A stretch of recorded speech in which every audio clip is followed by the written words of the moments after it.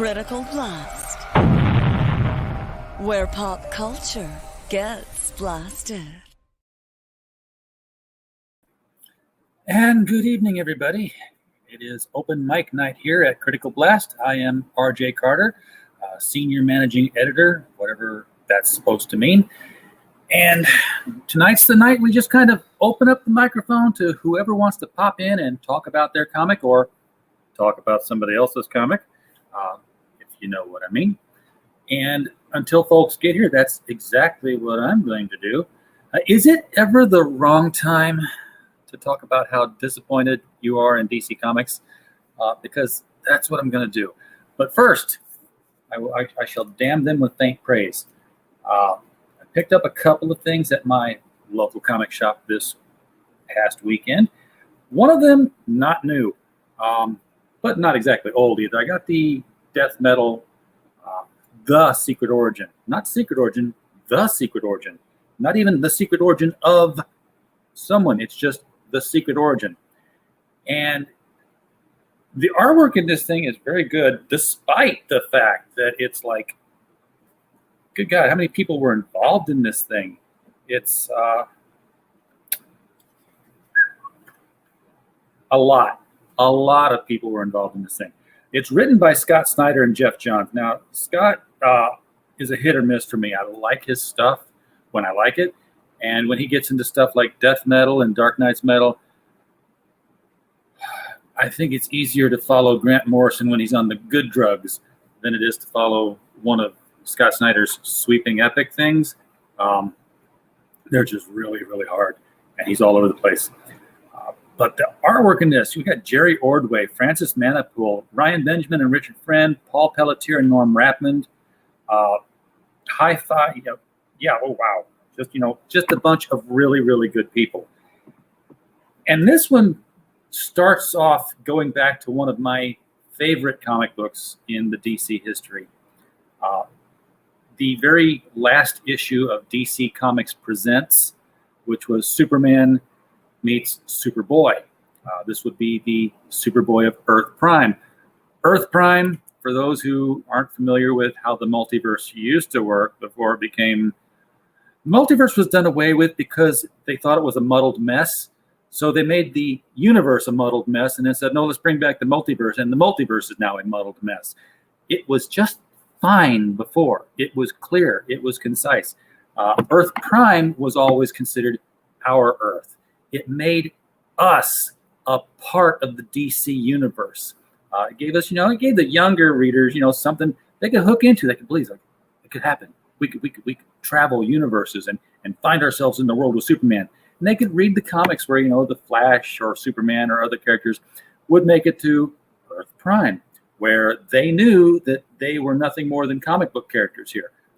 They sometimes visited the DC Comics offices. That's how the Flash made its way back, because he talked with Julie Schwartz and got a story idea. It was fun. There was a villain that came from Earth Prime. Who was fought in the Justice League called Ultra with 2 A's, because that was the cool thing to do. But anyway, Superboy was from Earth Prime, and that's why he's called Superboy Prime at this point here. He was named Clark Kent. He looked like Clark Kent. He collected comic books. He collected the Superman comics. And he found out when he was always getting picked on because he was named Clark Kent and he was not invulnerable. Until the crisis hit, and he saw Superman or something streaking in the sky above him, and he just kind of like pointed up, and suddenly he was going up with it. His powers had manifested. He was Kryptonian. Hey, Jay Lee, how you doing? And then he went off to fight with the other heroes in the crisis, lost his Earth in the process. He was the only survivor of Earth Prime. And he got locked into the pocket universe with the Superman and Lois of Earth 2 and Alexander Luthor. Lost his mind, started throwing punches at things, found out he could punch reality into whatever he wanted it to be, and became the baddest villain of the entire DC universe, Superboy Prime. He's the reason Jason Todd's not dead, because he punched the fabric of reality and something changed. And he became the Deus Ex Machina excuse for every time DC wanted to reboot without reboot. They would just say, yeah, this guy, not dead no more. No reason for it. Superboy punches. It's horrible. So anyway, in this, they're all up against the Batman Who Laughs, and there is a team of Superman characters. There's looks like Connell, the one with the spiky jacket, Superboy. There's a Supergirl. There's a Superman with long hair. There's another Superboy. There's Steel, and they don't trust him. And then there's a group of Superman villains. Like it looks like one of the Lex Luthors is there. The Parasite is there. Some other people I just don't recognize. Oh, that must be Toyman, because Toyman is. If you're up against a universal, multiversal threat, Toyman is the guy you want on your side. I'm just saying. Yeah, he's going to be useful. They don't trust him either. And Superboy Prime, he's just sitting off in the corner somewhere, listening. He can hear everything that they're saying about him. At this point, I want to say DC Comics. This is good. I like your story art here, and I like your Snickers commercials. But when the art for the Snickers commercial is just as good as the story, you don't realize you've turned into a commercial. I'm sitting here turning the page. I'm like, okay, we just left the Superboy stuff, and now Batman is rescuing these kids from a fire. What does this have? Oh, it's a friggin' Snickers commercial. So there you have it. Great. Just kind of put a border of some kind around it so we know it's like the Hostess ads, because honestly, you're paying your Snickers artists better rates than you're paying your story artists for the most part. Like I said, this story's good, well written, well drawn. I liked it overall. The only person who does like Superboy Prime seems to be Crypto. Crypto's there, and dogs always see the good in you. What I like about Superboy Prime in this is that he still thought he was doing the right thing. He was just trying to bring his world back. He's trying to set things right. Sinister RP, welcome to the chat. Glad you're here. And as he's fighting the Batman Who Laughs here, he discovers that his little Superboy punch reality change things ability is still there. It's still functioning to some degree, and it's kind of surprising to him too. So as he punches things, he sees these multiversal worlds that the Batman Who Laughs has created, these dark worlds, change and fix themselves and become better worlds.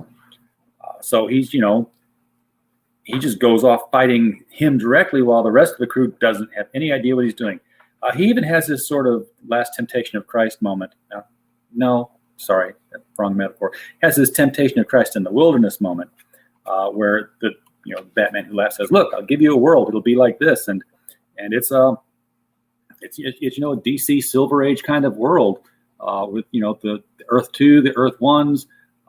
Superboy Prime is regaled as a hero, and he knows that he could have that world, but he wouldn't have his family, and he wouldn't have Lori. That's the girl who stole his heart on Earth Prime. She's the one friend that he truly had and misses. So he takes the one punch that he knows he has to take and just puts everything into it, into the Batman Who Laughs, and shatters him and the world. And it's like everyone looks up and they see the evil worlds disappearing. Okay, when you look up and see worlds, something's wrong. But they don't know what happened to him, what happened to Superboy Prime in the meantime. Well, you get this really, really nice picture here of looks like Superboy Prime is dead. There's Crypto mourning over him.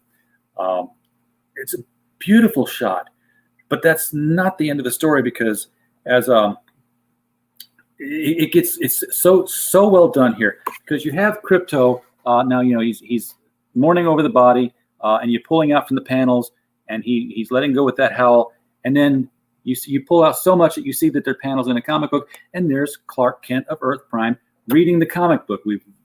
We've gone back into the meta of the whole Superboy Earth Prime, and we're here, and he remembers what happened.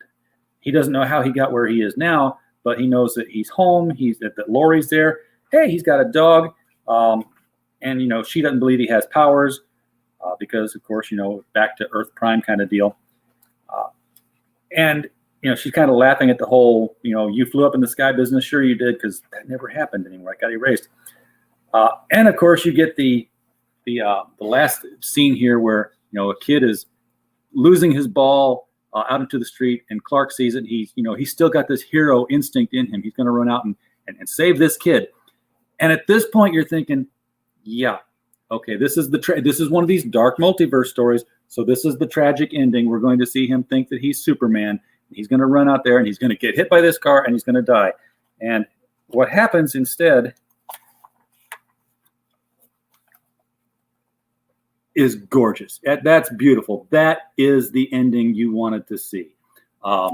Scott Snyder, thank you for redeeming Superboy Prime. He was a great character. He was turned into an awful villain. He's back to being a great character again. If we never see him again, perfect. Thank you. This is the ending he deserved. I will treasure this one. I've been rough on all your other dark multiverse stuff because honestly, it's scattered. It's a mess. It's hard to follow. This I loved. Fantastic stuff. Cleansing breath. This, not so much. This is, my God, I don't know who to blame on this because this is Generations Forged. This did come out this Wednesday. This is written by Dan Jurgens, who ought to know better. Robert Venditti, who ought to know better. And Andy Schmidt, who ought to know better. The fact that you've got 3 writers on here who ought to know better is a clear communication to me that the editor wrote this. Therefore, I am going to lay the blame for this one squarely on the,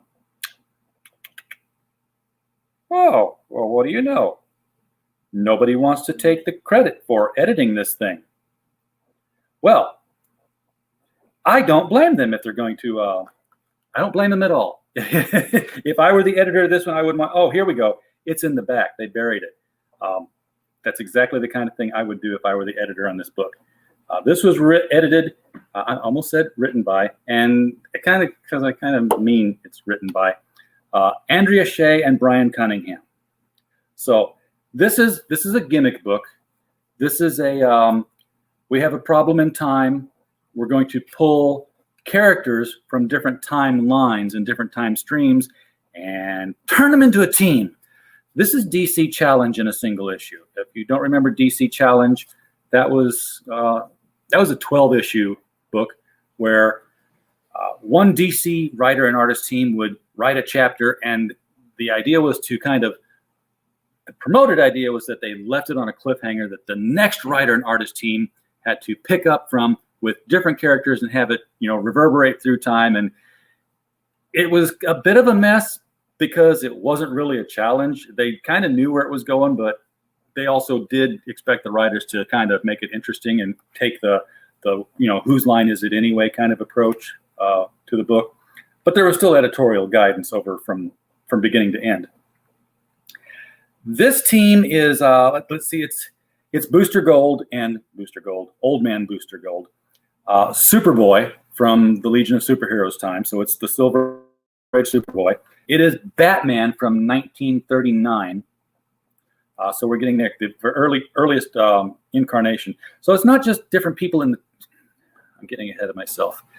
It's different versions of the characters as they existed in different times. You've got the new Teen Titans Starfire when it was still Robin. You've got Commandy. You've got Olmec. You've got Aben Sur when he was a Green Lantern before Hal Jordan. You have Dr. Light from the immediate post-crisis era. You've got Steel. It's a mess. They're fighting against Dominus. Now, if you remember Dominus, he's the guy who he had all those splinter timelines that were saved together, and he said, okay, all you DC worlds that I've collected bits and pieces from, if you want to survive, kill each other. It was a mess. It was the way they tried to bring back Superman in the red shorts because they knew that the New 52 Superman had just been a massive cluster, you know what? So it was too soon to reboot.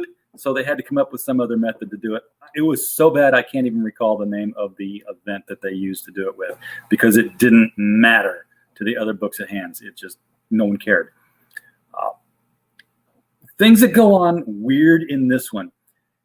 Starfire. Okay, you know Starfire, the Teen Titan Starfire. You've seen her. She's golden skin. She flies with fire trailing out behind her. And if you've seen her drawn in the comics, you know there's this artistic effect where you see her body in the sky, just this trail going out behind her, and it always seems to be coming from her hair. Well, according to not Dan Jurgens, not Robert Venditti, and not Andy Schmidt, because they know better, that really is her hair.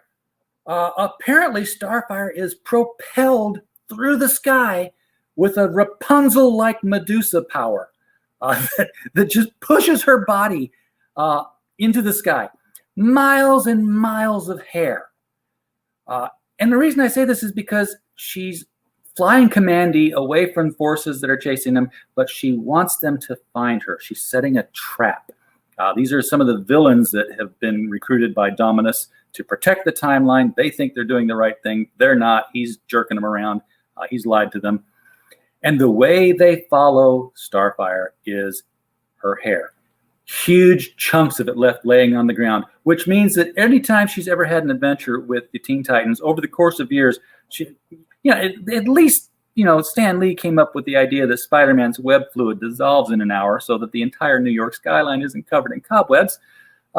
But here, no, Starfire is dropping hair like a woman fresh out of chemo. It's just coming out in chunks, and yet it's still hanging down past her, behind her knees. So she's the eternal locks of love donor. Horrible, horrible, horrible. That's when I knew that there was no point in even taking anything else in this book seriously. Dominus is still the bad guy. He's trying to maintain a little pocket universe of his very own so he can live his 1950s sitcom lifestyle with his fake wife and his fake children in a fake black and white. It's so 1950s that his world literally is black and white and gray. It's monotone.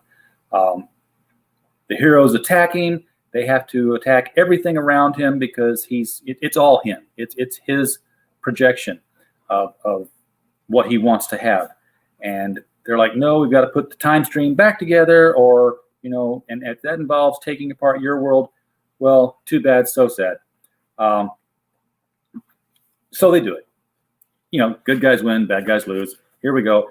And finally, we end up with everybody being taken back by Commandy and by Booster Gold and Wave Rider. I remember Wave Rider. He was, guy who Armageddon 2001, another time travel mess up that wasn't quite nearly as messed up as this. That's when they were going to make Captain Atom become Monarch and become this super villain who conquers the world. And it got out that he was going to be the villain, so they had to change it at the last moment to Hawk, which made no freaking sense at all because Hawk didn't have that kind of ability. So Wave Rider is taking Batman, 1939 Batman, back to his time stream. And Batman's asking the question. She's like, what did you mean when you talked about our universe being special? Now, hold on to this one because this one gets deep. He says, we call this the linear verse, says Wave Rider. Here, people age far more slowly, living much longer than elsewhere. Your youth and vitality will endure for decades, enabling you to be effective far longer than the universal norm. The 1939 Batman is the 1979 Batman, is the 1995 Batman, is the 2021 Batman. It's the same Batman. He's been alive that long. No. That is the stupidest freaking thing I have ever heard of. We've gone from having editors who don't love comics to editors who don't know comics. In the 70s, yes, we knew that if you added up the days of every single adventure, that if you put them on a calendar, it was more than would fit in the year. And yet we had no trouble at all accepting the fact that Batman was 29, because Batman and Superman were both 29. Ask Bob Razakis, the answer man. He'll tell you, he told you every time you asked, that they're 29. And that they had been in business, so to speak, for 5 years. That's it. It was, I've been Batman for 5 years. 10 years from now, I will have been Batman for 5 years. It was this shifting timeline where, we just knew you've been active for 5 years. We didn't care. We didn't put it on the calendar. It wasn't important, and it didn't matter until Dick Grayson went to college. As soon as that happened, we knew that there'd been something going on. After Dick Grayson went to college, Dick Grayson put on a Nightwing suit, and Batman got another Robin. That really accelerated things. Then Dick Grayson became a cop. Now Dick Grayson is an adult, and Batman's gone through 4 Robins.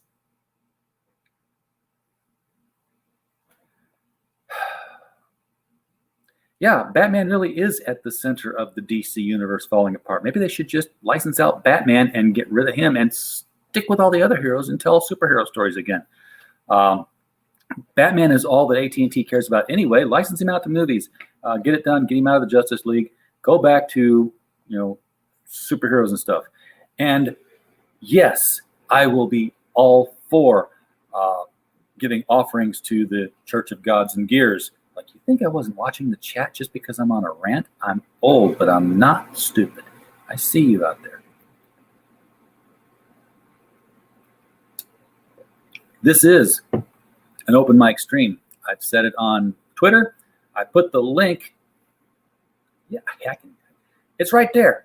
It's right there at the top of the chat. I pinned it for your use.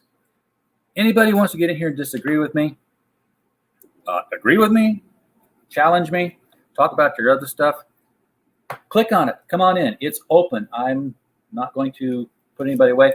Now, I did pick up some other things at the comic shop this weekend that I haven't opened yet, but I'm a whole lot more optimistic about reading them because my comic shop is one of those great places that has this thing called a dollar bin. And yes, you can get, all the stuff from like a couple of months ago that didn't sell, but if you really dig, you can get into the old stuff, like the Mini Ghosts of Dr. Graves, number 49. I don't even know what the monster is. There's just a shadow on the ground, but I know that this is Don Newton artwork, and I know that I'm not going to go wrong with this. This is a Charlton title. I cannot wait to dig into that. And then, yes, they're cheesy. They're excessively optimistic. They're preachy. But if you ever remember the Archie Spire comics, Al Hartley was a Christian comic book publisher, and he licensed out the characters of Archie in the game and used them to tell parables, modern day parables of right and wrong in his eyes. You remember them, don't you, James? Oh God, yes I do. Yeah, they're a little cringeworthy. They're not Jack Chick level. No, but they were fun to read back then. They were fun to read. That was the main thing about what you was. It was just something to grab, fun to read, and that was it. And they had a message, whether it was Christian. I digged it. I'm gonna take it out of here because it's got a glare, and it's hard to see on the screen when I'm holding it up like that. So think how deep this is. You've got this crowded beach of kids having fun. Right there in the middle of it, you've got Big Ethel, surrounded by everybody, and I'm lonely. Yeah. That's a deep message that to throw into an Archie comic. But that's always the point. They put messages in that, but nobody would catch them because everybody thought Archie was just for fun, read the comic, that's it. And it's he had several. See this? I've got Archie's Love Scene and Archie's Sunshine. He did Archie's One Way. He did Archie's Parables. I think that was the only 4 Archies he did. But he did. Then he translated. He did Archie's Clean Slate. There's a list of them on the back of the book here. And then he translated books like Through Gates of Splendor, My Brother's Keeper, The Cross and the Switchblade. he had a collection. He didn't stand out far with the titles, but it's like he had 10 titles, and he just kept putting out those same 10 books every year, all the time, print on demand. Well, yeah, I mean, but again, we're dealing with Archie, and Archie had a strong following. Yeah. Do you think that do you think that Archie has grown that following by going with the Riverdale path and the more realistic drawn path, or should they have stuck with what they had with the more cartoon joke kind of thing? I think they should have stuck with what they were originally going with. I really do, because when they switched over, it alienated a lot of readers too. Yeah, my son's a big Archie reader, and he can't find. He gets the thing that's keeping Archie alive with that is the digests. Yeah, that's exactly what it is. Because you can still get those, and he's got subscriptions to those. I used to have subscriptions to DC Comics, of all things. Oh, I did too. I mean, back in the '80s, I had subscriptions to Marvel and DC, and I'd get them in the mail. Yeah, and they'd come like wrapped in a brown paper around the single issue, and just rolled up and shoved in your PO box. Yeah,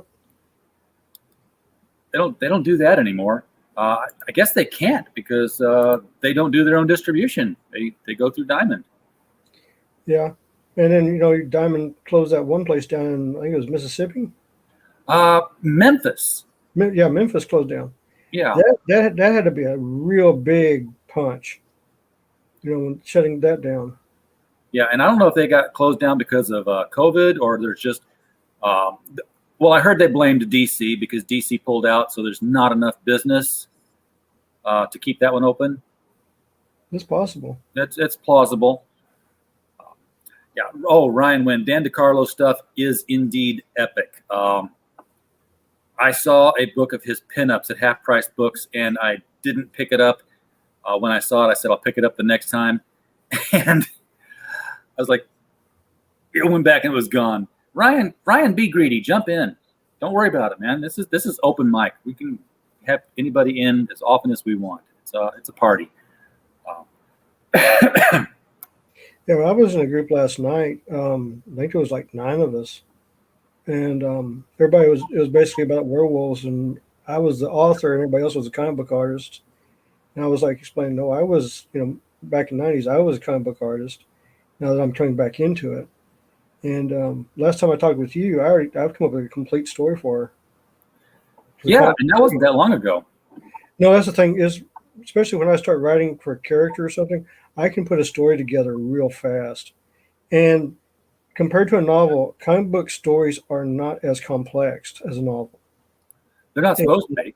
Well, there's no way. I mean, take the book that I've done, the Steins.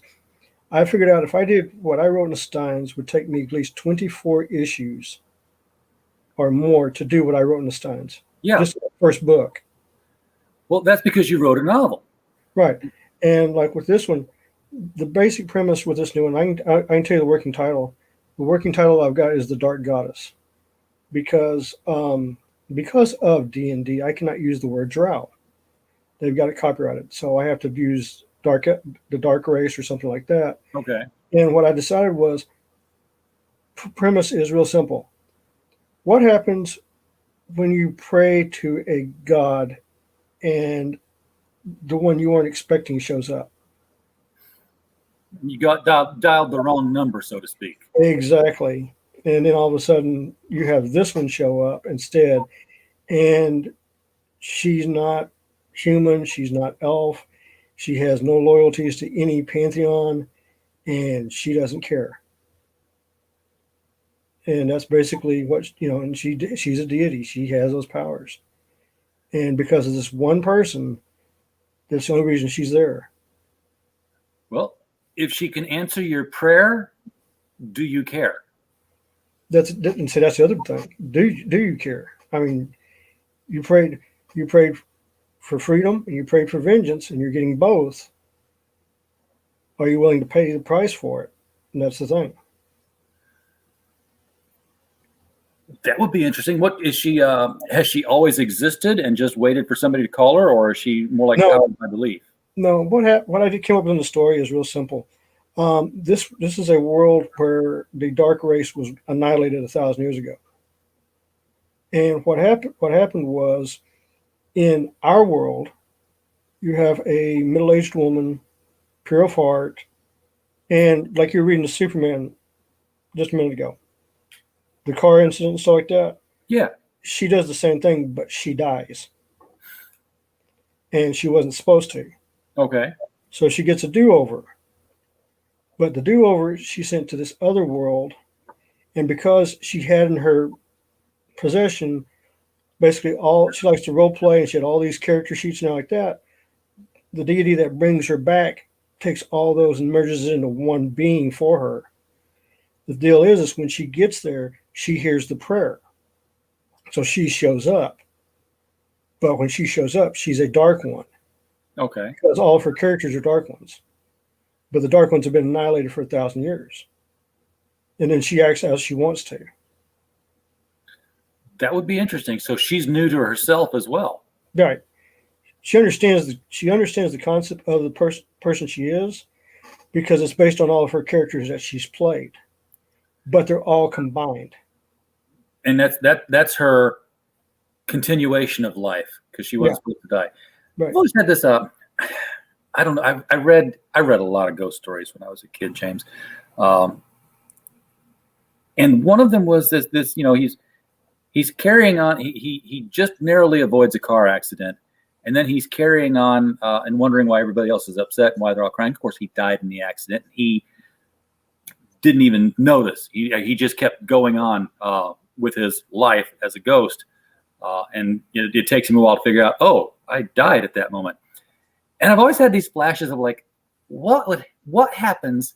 What if every close call you've ever had in your life, you died, and instantaneously your consciousness shifted to the next multiversal parallel Earth where you didn't? Right. In which case, is there a multiversal Earth where everyone's still there? And we're just constantly shifting there from accident to accident until we reach the last Earth where nobody dies. Right. And see, in this story, this idea of mine is there's actually 9 other beings on this world like her. Oh, so she's that make up the pantheon. But the pantheons that are there are human and elf. She comes in as a dark one.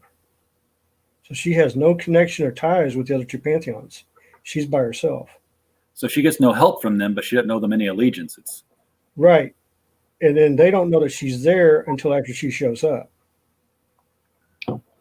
That's how you become Satan by default, is, not necessarily by rebelling against them, but by being shunned by them and pushed into the role. Sort of like Lilith. Lilith was rejected, so she was cast out. The only difference between this character and Lilith is this character, even though she's a dark one, she still has that heart, that that good-natured heart. Although she does go to that dark side all the time, she still pulls back. She's like right down the middle. Like the way I've got it kind of sketched out is this part where the girl asks for vengeance. She brutally wipes them out. She does not hold back. She's got all this power. She can do things. Now she's going to go in and she overdoes it. And that's the thing. She's not. Yes, she has her motives on protecting, but when she lets loose, she's extremely vicious. Okay, now this is what you're doing as a comic book, right? So are you doing your own art, or? I'm gonna do it myself. Yeah. All right. Launch date. When we getting? Not well. Right now, I have to finish up book 3 of the Steins. Right. Yeah, get that all done. Once I get that done, I can start doing concept art, and then once after that, look at doing storyboards and everything like that. So probably next year. Okay. Probably the earliest I can get everything where I wanted to go before we do do anything on Indiegogo or anything like that. But I'll probably right when I get done book 3, which I'm 1/3 of the way through right now, I will probably start doing concept art. for the characters. I have really got to convince Amazon to show me your book when I look for it, James. Actually, the link. I mean, I'm typing it in with quotes around. There it is, way down at the bottom. Okay. Yeah, I'm going to put that in the out here in the chat so people can follow it and see your book. Come on, give me a link. Here we go. Let's see, and I just did I had 2 auditions today for audiobooks, so I had to listen to both of those. So, Oh, okay. What's that like? And you got how much do you listen to? you do the first 3 pages, basically the first 3 pages of the book, and then you listen to they read them out. It's auditioning is what they're doing. And then if you find somebody that you like, you make an offer, they do a counter offer, and you go back and forth, see if you can get a contract going. Yeah, that deal I get there. Yeah, the Time Hunter book that I wrote for Telos, the Doctor Who spinoff they did an audio book of my, well, first of all, Time Hunter was a series, so they did audio books of all the different episodes. Mine was The Sideways Door that I co-wrote with Troy Reiser, and they got Tracy Childs to do the audio reading on that one. And it's weird because I think I'm more a radio drama person than I am an audiobook person. Yeah, they're different. They're much different because you have like one person reading it instead of 4 or 5. Yeah, and I know that the guy who did all the Harry Potter books is very famous for his voice and for being the voice of the Harry Potter books.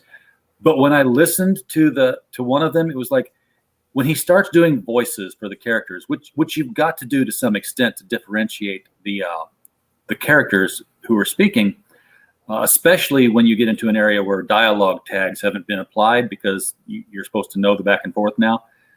It's just weird to hear him acting like Hermione and put a voice on, or to act like Hagrid and go deep. It's one thing, when you're dad and you're reading to your 6-year-old. It's another when you're recording something for an audience of millions of people.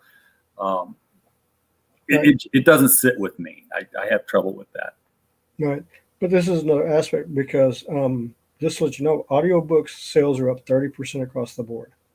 Yeah, I can believe that. Well, consider the fact that audiobooks used to be cassette tapes and CD players, and you had to, pop them in and out of your device. And now it's just like, you just tune your phone to the next audiobook. Right. Yep. It's in your Audible collection. Yep. That's where we're at right now. So like I said, I've got a bunch of things on the plate. But now, like I said, I've been looking at what I wanted to do with this character. I've had this dark goddess character since 1985. And I'm finally going to do something with her. I mean, I didn't have this story with her. She was an NPC back then, and she was a drow goddess. She was powerful, and she was chaotic. So, that's what basically I'm going to do with this, except give her that more of a feel good to the character because she's going to do some harebrained things. Now, are you going to give her like one massive arc that's her story, or is she just going to like exist in this world and this issue, this story happens, and the next 2 issues, there's this different kind of story happening? Oh, this is her. This is going to be her and her alone. Okay. It's not. I'm not doing a. We're just going to. No, it's going to go. I'm going to do 48 pages. Opening story. See how it goes. If it takes off, I'll do another 48 pages and continue with her. But most likely, I'm going to start the story right where the girl's praying. So you're not going to see the human aspect or this world's aspect until like I do a issue 0 or something. All you're going to realize is you have this dark race goddess come in out of nowhere after 1,000 years and just causing mayhem because nobody can control her. And and there's this one scene that basically she lets one of the guys go.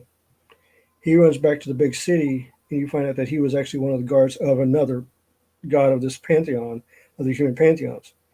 And he's inside the pantheonic, this guy's temple, telling this god what happened, and is completely lying.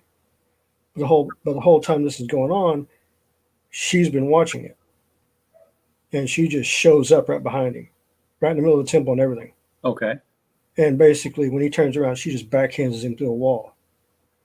And then she argues with this human deity, and basically tells him flat out, if you're going to say it, do it or shut up.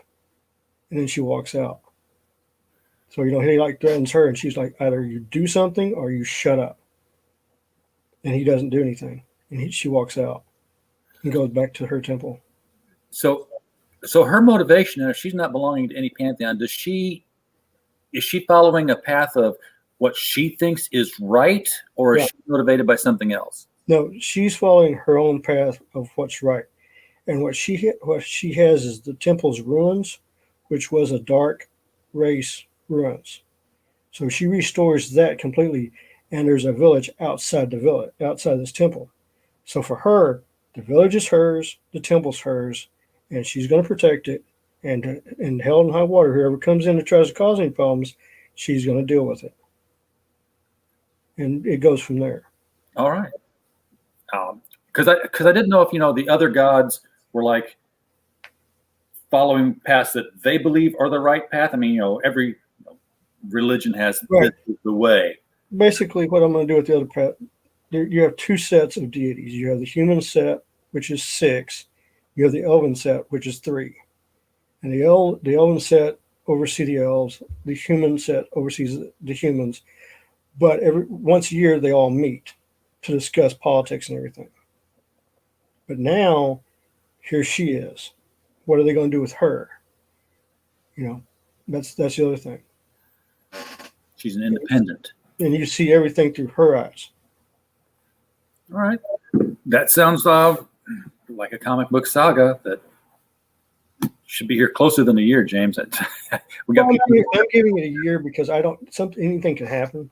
Yeah. And like I said, I'm still got to finish up book 3 before I can even start on the Dark Goddess. Once I get book 3 done, then I can play with my editors and stuff, which that's just on phone. I don't have to do anything, and then go. All right. Well, nobody else seems to be wanting to jump in here and play with us, James. We got people watching, people who like your idea. They want to get into it, and I'm sure that they will. I put the link to James's book, The Steins, here in the chat. It's out on Amazon. It's book 1 of 3, isn't it? Yeah, it's book 1 of 3. Book 2 right now is slated for September, and then book 3 will come out next September. All right. So, anything else going on you want to talk about? Did you go to the comic shop recently and find anything, or? No, I haven't gone to the comic shop recently. The only thing I did last night was I stayed up and watched New Japan Pro Wrestling. But I've been asked about the belt. Oh, the IWGP thing? Yeah, that was a good match. The one right behind you. The one behind me is NXT. The IWGP belt's over here on that side. I have one of those. But no, it was out of Japan. I have a friend of mine, Chase Owens, that wrestled there last night, so I had to stay up and watch him. And all that. So it was really cool. That's cool. So you know some of these people. Yeah, and another friend of mine, Tenzin, wrestled too, so I had to see both those guys. But no, I've been doing a little animation, watching some animation. The new Yashira, which is the predecessor on the series right after Inuyasha, it's done by the same lady.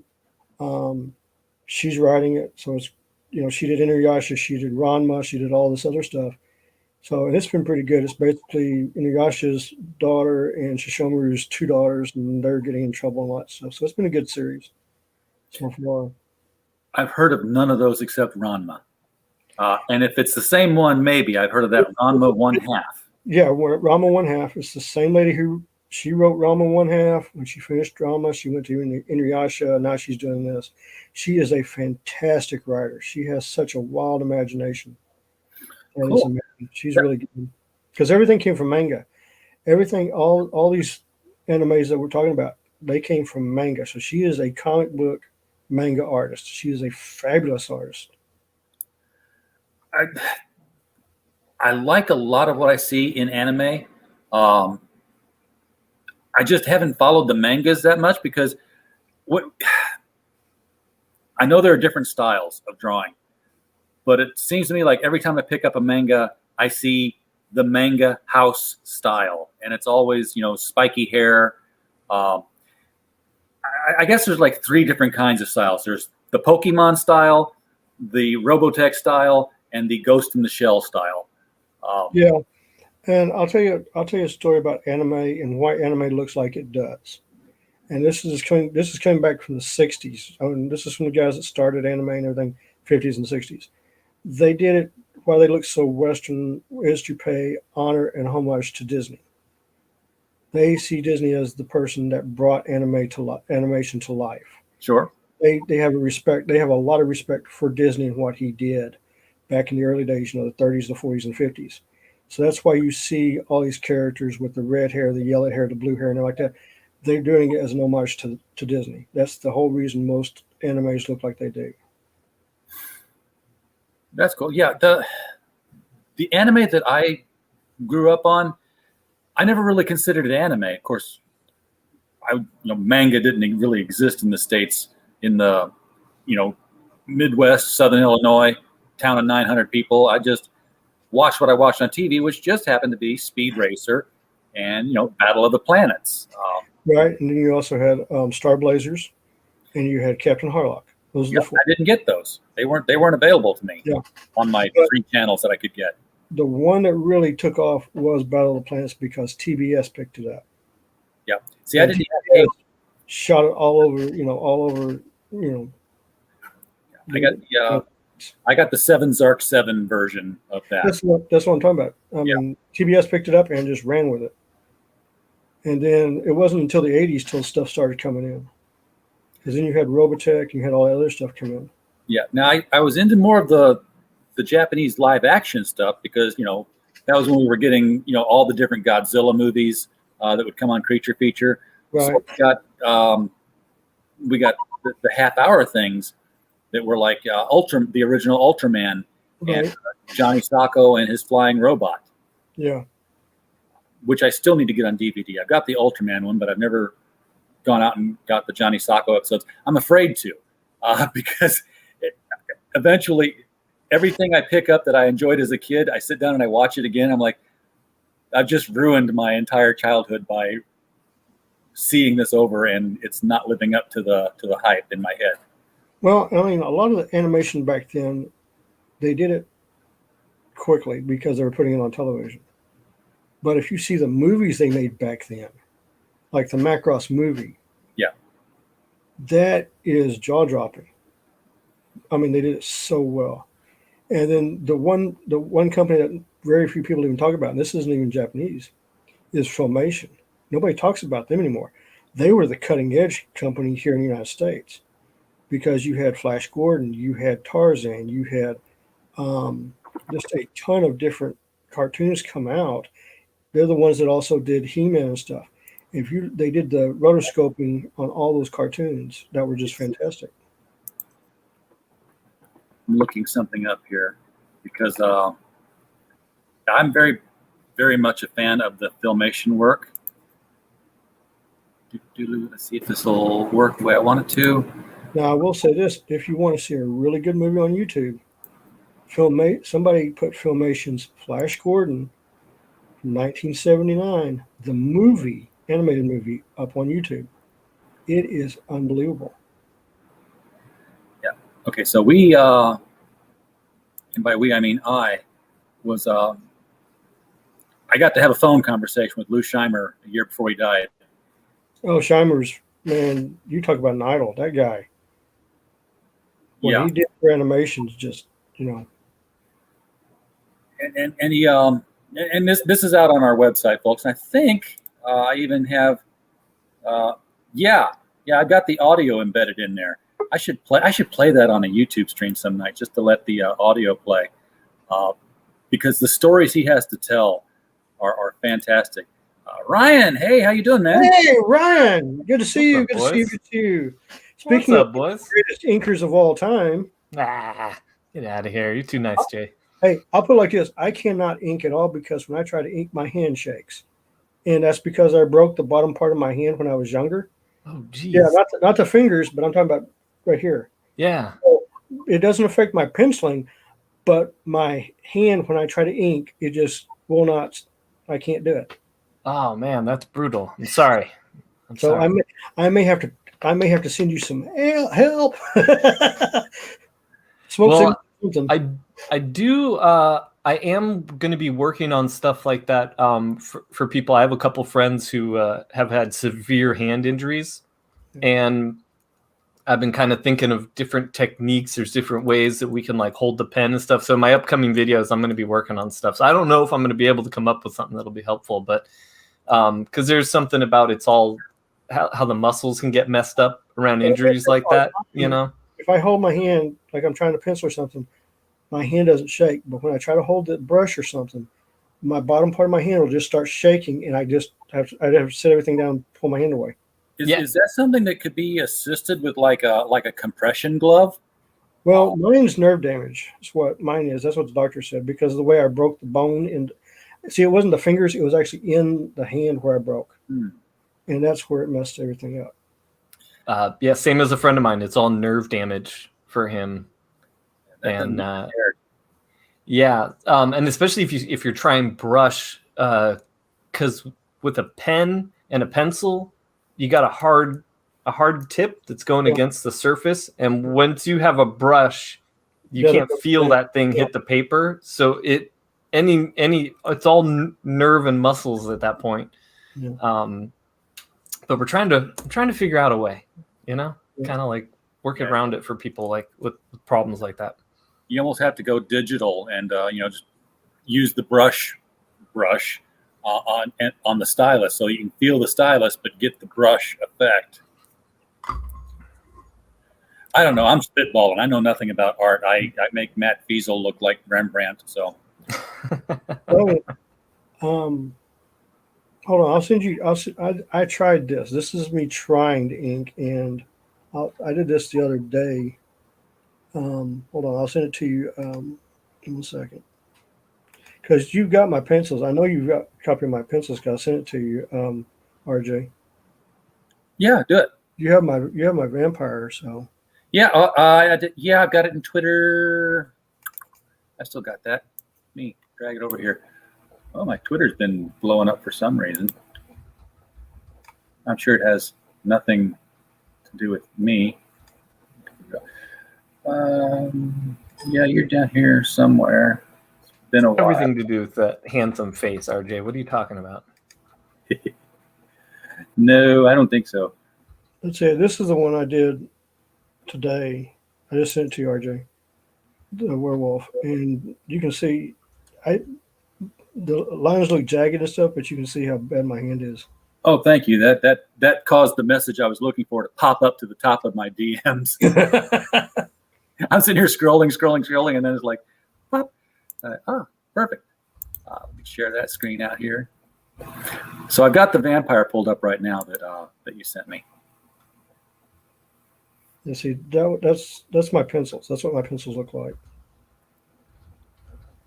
That's very nice. I still like that. That's very cool. It's like an angry Dracula. Oh, that's awesome. And then this is how bad my inks are. Uh-oh. Yeah, kind of loses something, doesn't it? Yeah, and like I said, it's just because my hand shakes. I just cannot do what I need to do, and so. What tools are you using? If you don't mind me asking. I'm trying to use everything I can get my hands on. That was with pens. Okay. And like I said, I could see my hands shaking. I just had to stop. So I'm not, ink wise, I'm just like, I feel very comfortable doing my pencils, but inks, I'm just not comfortable at all. Now, a lot of animators I know that switched over to doing comics, even like John Celestri, his inked pages are inked with a black pencil. He light boxes his pencils and uses an animator's black pencil to ink. Oh, really? But if you're that comfortable with the pen and that uncomfortable with the inking process to the point where it's altering the art and you're physically uncomfortable doing it, you might want to look at doing your finished art with your pencil. Maybe you do all the sketch and erasing and everything on one page and then light box a really clean one, but just use your pencil, or really like a softer lead for that final one that's nice and dark or something. Okay. And are you scan, or you photographing your work, or when you're done? Yeah. You are. I mean, you're using the scanner. Yeah. Yeah, because then you can manipulate that too. Sometimes even when I'm working digitally, there's a certain pencil setting that I really just like, and sometimes even when I'm inking a page digitally, I'll just choose that for like a certain part of it or something. But it still kind of has a pencil grain, so I just usually double up that part. I copy and paste it, so you could even do that, and it doesn't expand the lines at all. It just kind of darkens up the pencil lines. So that could be an option, even without trying to get better at actually inking or more comfortable, is finding the solution, or even in the meantime, maybe you keep at it with the inks, I would say. But try doing a final piece where you're using pencil the entire way through and see if you can make it work. Okay. Ryan, why do we ink comic book pictures? I know why we used to, because it had to be picked up by the by the printing devices, but they're so good now, and you see things like Charles Vess when he did Sandman the Wake. There was no ink involved. It was pencil straight to colors. So do you need to ink, or do we do it because we think that that's how a comic book is supposed to look?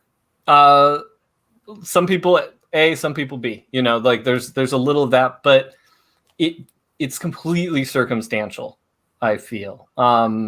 That project was set up and designed to be done that way. It wasn't like a lot of Marvel projects circa especially 2008, 2009, when I got called in to do a bunch of projects, or called off a bunch of projects even. It was, we're going straight to colors on this because we're so late. And we have scanners now, so we'll try it. And then when you're doing that kind of stuff, you're getting pencils that were designed to be inked, sent to the colorist. So you're going to see a lot of like hints of like the cross lines and the setup and stuff. You'll get things like that look weird. And then colorists hate it because you can go in and you select your line, you select your area, like you're selecting my shirt, you select that out. But there's a gray line separating stuff. So basically now the colorist is the one deciding where the actual separation is, instead of the ink line being a definitive, like this is the form of this and this is anything in the background. Now the colorist is choosing the line. They hate that because sometimes it looks off. Now that's, like I said, that's all a result of deadlines and them doing it. Now if you set it up properly, but there's something to the high contrast, the way like our brain and our eyes take in the imagery. We always take in the high contrast first. So there's something about the line art that registers. And I think when you have higher contrast line art, regardless of how you've colored it, there's some kind of permanence to that, not just physical permanence on paper because you have ink, but there's some kind of like retinal permanence that adds a strength to the graphicness. That's why like the best artists, the most graphic, powerful guys are using giant chunks of black with basically kind of white pieces cutting through, either as figures or highlights or something. Okay. And it's to create that high contrast. And then color is sort of like adding the music to your movie or something. It enhances the mood and vitality of it, catches the eye from a distance. So I think there's something I know for a fact there's a lot of artists that they want their work inked. Their pencilers want their work inked because they want that black line. They want that contrast that brings. But there are a lot of people that just, they're like, I don't know, isn't that kind of how comics are done? There ain't nothing wrong with that, thinking that just do it because that's how it's done. And then of course we've got people that are always, breaking the rules or whatever. So, James, I was thinking that, if it really is that much of a problem to ink, why ink? Just, like you were saying, just go straight with the pencils, even if it's a cleaned up copy over a Lightbox image. Yeah. Well, It's worth a shot. It's all worth a shot. Any, Yeah. you know, like I said, this is not a rush project. I mean, I got all the time in the world to do it, so I can play with it as long as I need to. Because, like I said, I've got the novels going out already. Like I said, the first one's already out. Second one's going to come out in September. Third one's next September, and then I can sit between the novels and play with this. 48 pages is all I got planned, and see, if the pencils come out like I'm hoping they do, then I may not even go inks. I just may just leave it, pencils, and just have it like that for more of like an old gritty style, Yeah, it's like a chapbook. you know, and go with that to be different. And that would be different. Also, you're getting it, this book that's you actually see all the pencils, and the pencils are extremely detailed, because the one thing that I had in the past that was my forte was backgrounds, because I have some training in architectural design and general drafting. So I have a T-square ruler setup where I can do backgrounds. I can draw the buildings, no problem. And I was thinking about, like in this one coming up, is she's going to have a temple. I got to design a temple. I got to design a city. I got to design this other temple. So make them look really eye-catching, and I can do that with pencils, and basically just leave it. And that way, when you open that page up, you get this amazing background, this ambience around the characters of these great buildings and stuff with it. And you take me back to my high school drafting days. You're like, oh, we got to draw that 30-degree angle line on both sides and straight up and build out from there. See, back in '86, I was the best draft. I won the competition in Texas. I was the best. I have the trophies to prove it. So, I mean, I've always drawn fastest T-square in the West. No, mine was more of how much detail can you put into this picture. Drawing a bathtub. What would everybody looks at a bathtub? What would you do? Well, I made a bathtub the size of a king size bed, dropped it in the floor, and then did an ornate, carving where the water comes out on the wall, and then did all the dimensions for it. And that's what I did. I was like, you don't just do a bathtub. You make it where it's like you walk in, you're like, that's a bathtub. Mm-hmm. Stuff like that. So, that's one thing when I read the new comic books, I look at the backgrounds, I'm like going, okay, that took 15, 20 minutes. That took 4 or 5 hours. And then you get something that's spectacular, and you're like going, that took a couple of days. And that's how I like to look at things. And, yeah, I used to just be a background artist. Yeah, like, so you understand my point. It's like the characters, yes. The fight scenes, you don't need it because you're focused on fight scenes. Yeah. Unless they're going to break something. And then you've got to figure out how they're going to break it and where it's going to go. Mm-hmm. But if you have these scenes where they're talking and stuff, you want them to be eye-catching and people to go and say, wow, look at this picture. Look at this whole thing. And that's where the backgrounds come in. James, if you wanted to become a professional artist and you wanted to do it by designing a bathtub, you want to know what you did wrong by making it that big and sinking it into the floor, making it all ornate. That doesn't get you jobs. This gets you jobs. You put the bathtub in front of the door. You remember seeing this? Yeah, I remember that one. I was like, if you hadn't said bathtub, RJ wouldn't have had anything. Yeah. I was like, and well, the first of all, door opens on the inside. You find the picture first and then you share it. You don't share Google and then start looking up Batgirl bathtub. That's just no. Mm-mm. Because you don't know what you're gonna get. Mm-mm. Mm-mm. No, that would have never left our studio that way either. That's another thing. We even just as inkers, it was always like, well, we can't let this go out to people that are paying $2.99 a book, or Yeah. But some people do. It's cool. Yeah, and you know what is everybody. I see this kind of stuff happening all the time, and people write videos. People do these review videos of like, oh, this writer's terrible. Oh, this artist is terrible. I'm like, nope. Writer is putting English words together. Artist is drawing things I recognize. You know who's terrible? The editors. They're not getting anywhere near the shit they should. And that's why I took the editors of this thing here to task because And I've done it with Dynamite's editors too before. I'm like, you know what? You're talking about Vampirella wearing her skimpy costume, and she's like, I didn't like the superhero costume you gave me, and she's wearing the superhero costume they gave her, talking about the costume that she's not wearing as though she's wearing it. Did you read the word balloons, Mr. Editor? Because,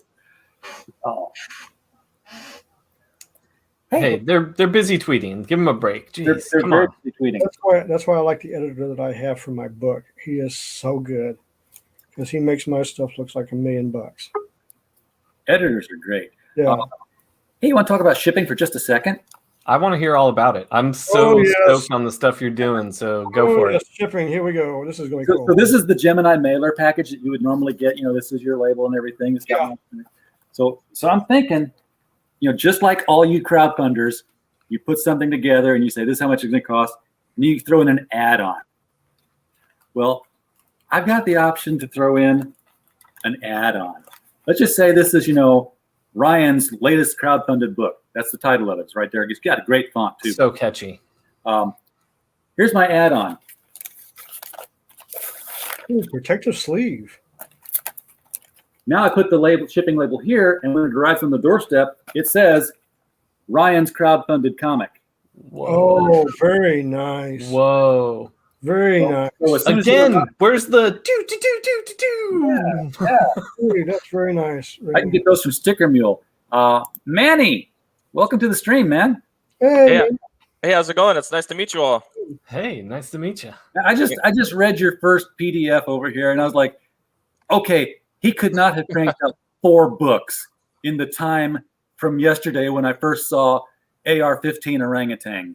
Yeah, I saw that art pop through yesterday. It looked pretty cool. So yeah. My joke is 8 minds think alike. Yeah, they do. I'm sitting here thinking, he needs to be like the descendant of 6-Gun Gorilla, but no. Yeah. I was waiting for the Red Panda Assassins to come in with their ninja stars. Hey, anything's possible. That's the best part about indie comics. But anything's possible. No, because I was watching the stream the other night, and one of the artists brought up the radioactive adolescent black belt hamsters. John Chin. And yeah. I actually have that book. I actually bought it. Was that from like the late 80s? Did that come out right after Ninja Turtles? I want to say it came out in 89 or 90. It came out in the late 80s. Yeah, Manny, when Turtles came out, first of all, what people need to know is that Turtles was a parody book of Daredevil and Ronin. They were making Frank Miller stuff. Well, not making. They were drawing it out of his garage. Yeah, they were. They were drawing it out of. It actually came out of his garage. I had first editions of the books. Yeah, I still got mine. Not all of them, but I got a bunch. But I have. I mean, I know where my Batmans are, and I know where my Batman number 49 is. I know where that's at. But my Ninja Turtles, okay. I'm pretty jealous, James. I have to say I did go and buy the trade of all the originals of it's like 1 through 8 or whatever. The first ones, all black and whites, before they had any color, and it was fun. They were super fun reads. They're fun reads. They're great. And they're brutal. That's the whole thing. Harsh and violent. They were not made for kids. They were not made for kids at all. I used to have that one-shot, oversized Raphael issue with, I think it was the first appearance of Casey Jones was that. But was that the holiday issue? It was like a Christmas issue? I think that one-shot Raphael was in the trade paperback that I have. But yeah, that's when they start when the first couple issues, they didn't really have a lot of differentiating personalities and stuff, They were just kind of like a cool group, and you didn't know which one it was except by what weapons they had. Yeah, for sure. I mean, they looked all. I mean, they were seriously. You watched it. They're short, stocky. They look all the same, except each one had different weapons. That was it, because there's no color, so you couldn't tell. But just by Yeah, they couldn't color the masks different, so they started giving them personalities. And Raphael was the angry one all the time. Gotta have an angry one. Yeah, that issue made it to the movie, the first movie. The confrontation with Casey Jones and Raph. Yeah, and they've had the crossover with Batman obviously a couple of times now, but they really should be working on setting up a crossover with Daredevil, because that's the very first mutant book was the Daredevil origin, and Oh, and while we're all taking care of this boy who just got blinded with radioactive ooze, 10 feet over here, there were some pet turtles that got dropped. And they're covered And a rat. And a rat, yes. Yeah, have Stick versus Splinter. Yes, Stick versus Splinter, the hand versus the foot. Right. It was all a Daredevil takeoff. Don't kick the hand that beats you. Yes. You know, one of the Ninja Turtles, I don't know if you all seen it, was the I think it was Body Count with Simon Beasley. Eastman and Simon Beasley, they did, I think that issue, they did like a 4 or 5 issue run called Body Count back in, I want to say 92, 94. That's one of the Ninja Turtle collections that I wouldn't mind picking up. I believe that's one with Leonardo. I think that's Leonardo doing that one. Is that what it is? Yeah. Anything Beasley touches, I'm a fan of. Oh, yeah. I was just looking at some of his Lobo stuff this last week. Oh yeah.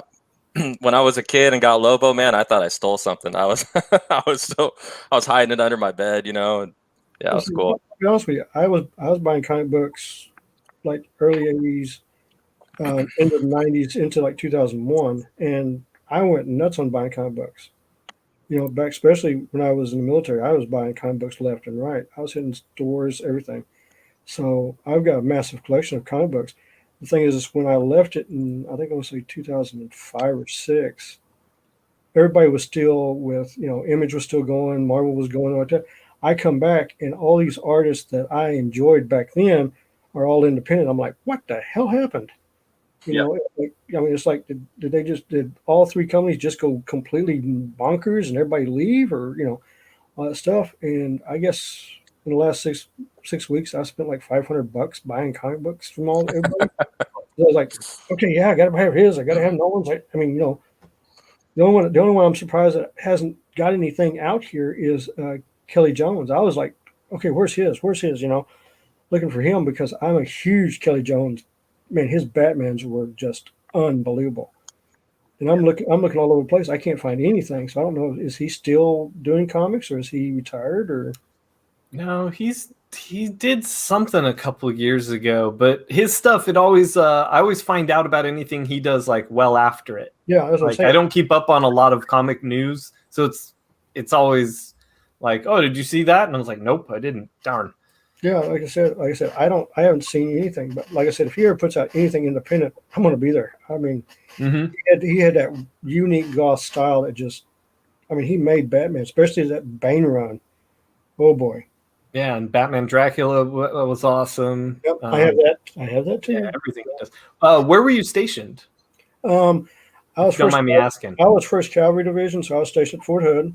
Oh, okay. And I was stationed at Camp Casey in Korea. And then because of my specialties is 6th Whiskey, which is combat medic trained in chemical warfare, I went around Okinawa and Yokohama. I stayed in Asia for like 3.5 years. So then I came back and got out. So yeah, the shop I ran was right by military base El Toro, and so I was just like, "This is gonna be a small world." Where he was stationed there and shopped at our shop. I've been to that shop. I'm from Mission Viejo. Oh no way! Yeah. No, but yeah, I used to work at David's comic book store. So, oh yeah. So I used to go there when I was a kid. This way, no way. It was such a big adventure because we live south. We live down towards San Juan Capistrano. So when I was a kid, driving up there to El Toro, you know, what is that? Lake Forest, technically. Yeah, now it's Lake Forest. Yeah. Yeah, that was like, oh, we got to cross through Mission Viejo to the other side of take the 5 North. But yeah, I know what you're talking about. Yeah, it was in that little commercial center, right? It wasn't even like a commercial center. It was just like a little, like a business park kind of, right? Yeah, there was a Ralph's in there. Yeah. And like a Togo's sandwich shop. And, I think the Togo's is still there, actually. I wouldn't be surprised. Yeah, I worked there until I made the basketball team. And then I was like, this is it. My path to the NBA begins. Nice. I'm quitting this comic gig. I'm out of here. And then a year later, I was like, can I get my job back? He's like, no, I hired a girl with big boobs to replace you. You're no way you're coming back. I'm like, God, yeah. Wait till she starts playing basketball. Then But no, that's where I ran into manga for the first time was in Korea. So I got hooked on that too. So from the source. I wish my comic book collection that I have here, which is 25 to 30 long Mike boxes, I wish it was my original collection. This is going to be what's known as the comma story, and Kelsey Shannon can back me up on this 100%. 92, I'm back up here in Arlington, Grand Prairie area. I seen Image take off. I'm seeing all this stuff take off. I'm like, hey, I can draw. I can do this. So I put up a sign in my local comic book shop saying, forming comic book company looking for local artists. Guess who contacts me? Kelsey Shannon. We started out together. So him and I go way, way back. But what ended up with that was I ended up going back to Japan designing T-shirts for New Japan Pro Wrestling. So I was doing that for a while, and then I came back here. When I came back here, it was like 96, 97. Comic book business was, like the stores were closing down and like that. So I kind of stayed out of it. I did publish 2 independents back when we were doing the thing. Kelsey was around, so we did that, and then I'm looking at what's going on now, and I'm like going, now I can get back in. Now it looks likely, because it was a lot different back trying to do something back in 92, 93, because the only company you could go to was Brenner in San Antonio, and they wanted $1,500 for a 3,000 print run. That was their minimum order. And being right out of the military, no money, living in an apartment, kind of hard to do. But, we did it like twice, and that was it. But it was good times back then. I remember getting in a Volkswagen Cabriolet with Kelsey, driving all over God's green earth doing comic book conventions. 3,000 print run, man, that would take me a long time to move. Oh, I did. I mean, we're picking up steam, but I can't say we're doing 3,000 print runs. We did a 3,000 print run. Couldn't get, maybe one day. That's the goal. We got one local store to carry us, and we were selling. We got into comic book conventions and selling the books through the conventions. And we had Don Chin on as a guest for one of our LCS guys show that we do every other week. And they asked him, what the print run was on adolescent radioactive black belt hamsters, to bring it back around to that point again. And he said, it was like 80,000 we did. Yeah. And the shop owners were like, you realize if you were selling 80,000 of any book today, you'd be in the top 10 of Diamond's distribution. I remember the average print run was well over 100,000 for any comic book back in the 90s. So I'm a dollar bin diver, right? Especially the quarter bin diver. I mean, if it's got a scuffed corner, if it's got dope art, dope story, I'm going to read it. And I was flipping through one of these, and it was like Chromium Man. And at the top, it said like collector's edition, like number 57,000 out of 100,000. And I looked at it, I thought it was a joke. I was like, oh, ha, ha, they're doing 100,000 print runs. And I was asking one of my buddies, he was like, no, he's like, they probably did 100,000 of those. I'm like, oh my gosh. And you open it up, I mean, it's a fun read, but it's like 100,000. It's like, that's just a lot of books. So X-Men #1 did 1 million. Which one were you talking about? Jeez. The X-Men #1 that Jim Lee drew the covers on, the five covers. 7 million. 7 million. See? Yeah, Todd McFarlane did 1 million on Spawn #1. Spawn did 1 million. Spawn did 1 million. I still don't have that. Spider-Man #1 did 3.5 million copies. Yeah. And that just took it back to golden age numbers, because they were selling them like hotcakes back then. Oh yeah, I mean, I was blowing probably $125 a week on comic books, and that was back when they were $1.95. Really? Yeah, I was buying, I think it was like 5 different X-Men titles and stuff like this. That was before Image came out. That was, you had Lee and Williams and Thibert on X-Men. You had Will Spataccio on Uncanny X-Men. You had Liefeld on X-Force. You had McFarlane on Spider-Man. You had all these artists. I mean, everybody was on this stuff. And then you had, Nolan and Jones on Batman, and Batman had like 6 different copies. So you're buying all this stuff. And then the one guy I owe almost everything to, besides Jim Lee, Kerry Gamble, he was doing Superman, and he lives like 12 miles from me. So what he would do, and this is how cool, being back in the 90s, early 90s, Kerry Gamble helped with a convention over here every month. So there'd be a small comic book convention every month. Oh, nice. And he would always be there. I don't know if he was backing it or what, but he'd always be there. So I would run up there every month to pick his brain. Well, how's this look? How's this look? And he would tell me, you need to fix this, you need to fix this, you need to, he'd go through everything. Nobody ever said anything about backgrounds. Backgrounds, oh, they're great, but bodies, it's like that. So first time I went to San Diego and I ran into Jim Lee. This is the funniest story you ever heard. My legal name until I changed it at 25 was Jim D. Lee.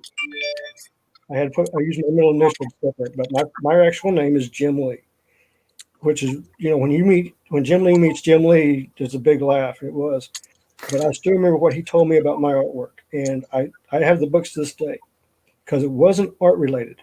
He told me to go to the college that's up here and get medical books on anatomy, muscles, and bone structures to study how they work together.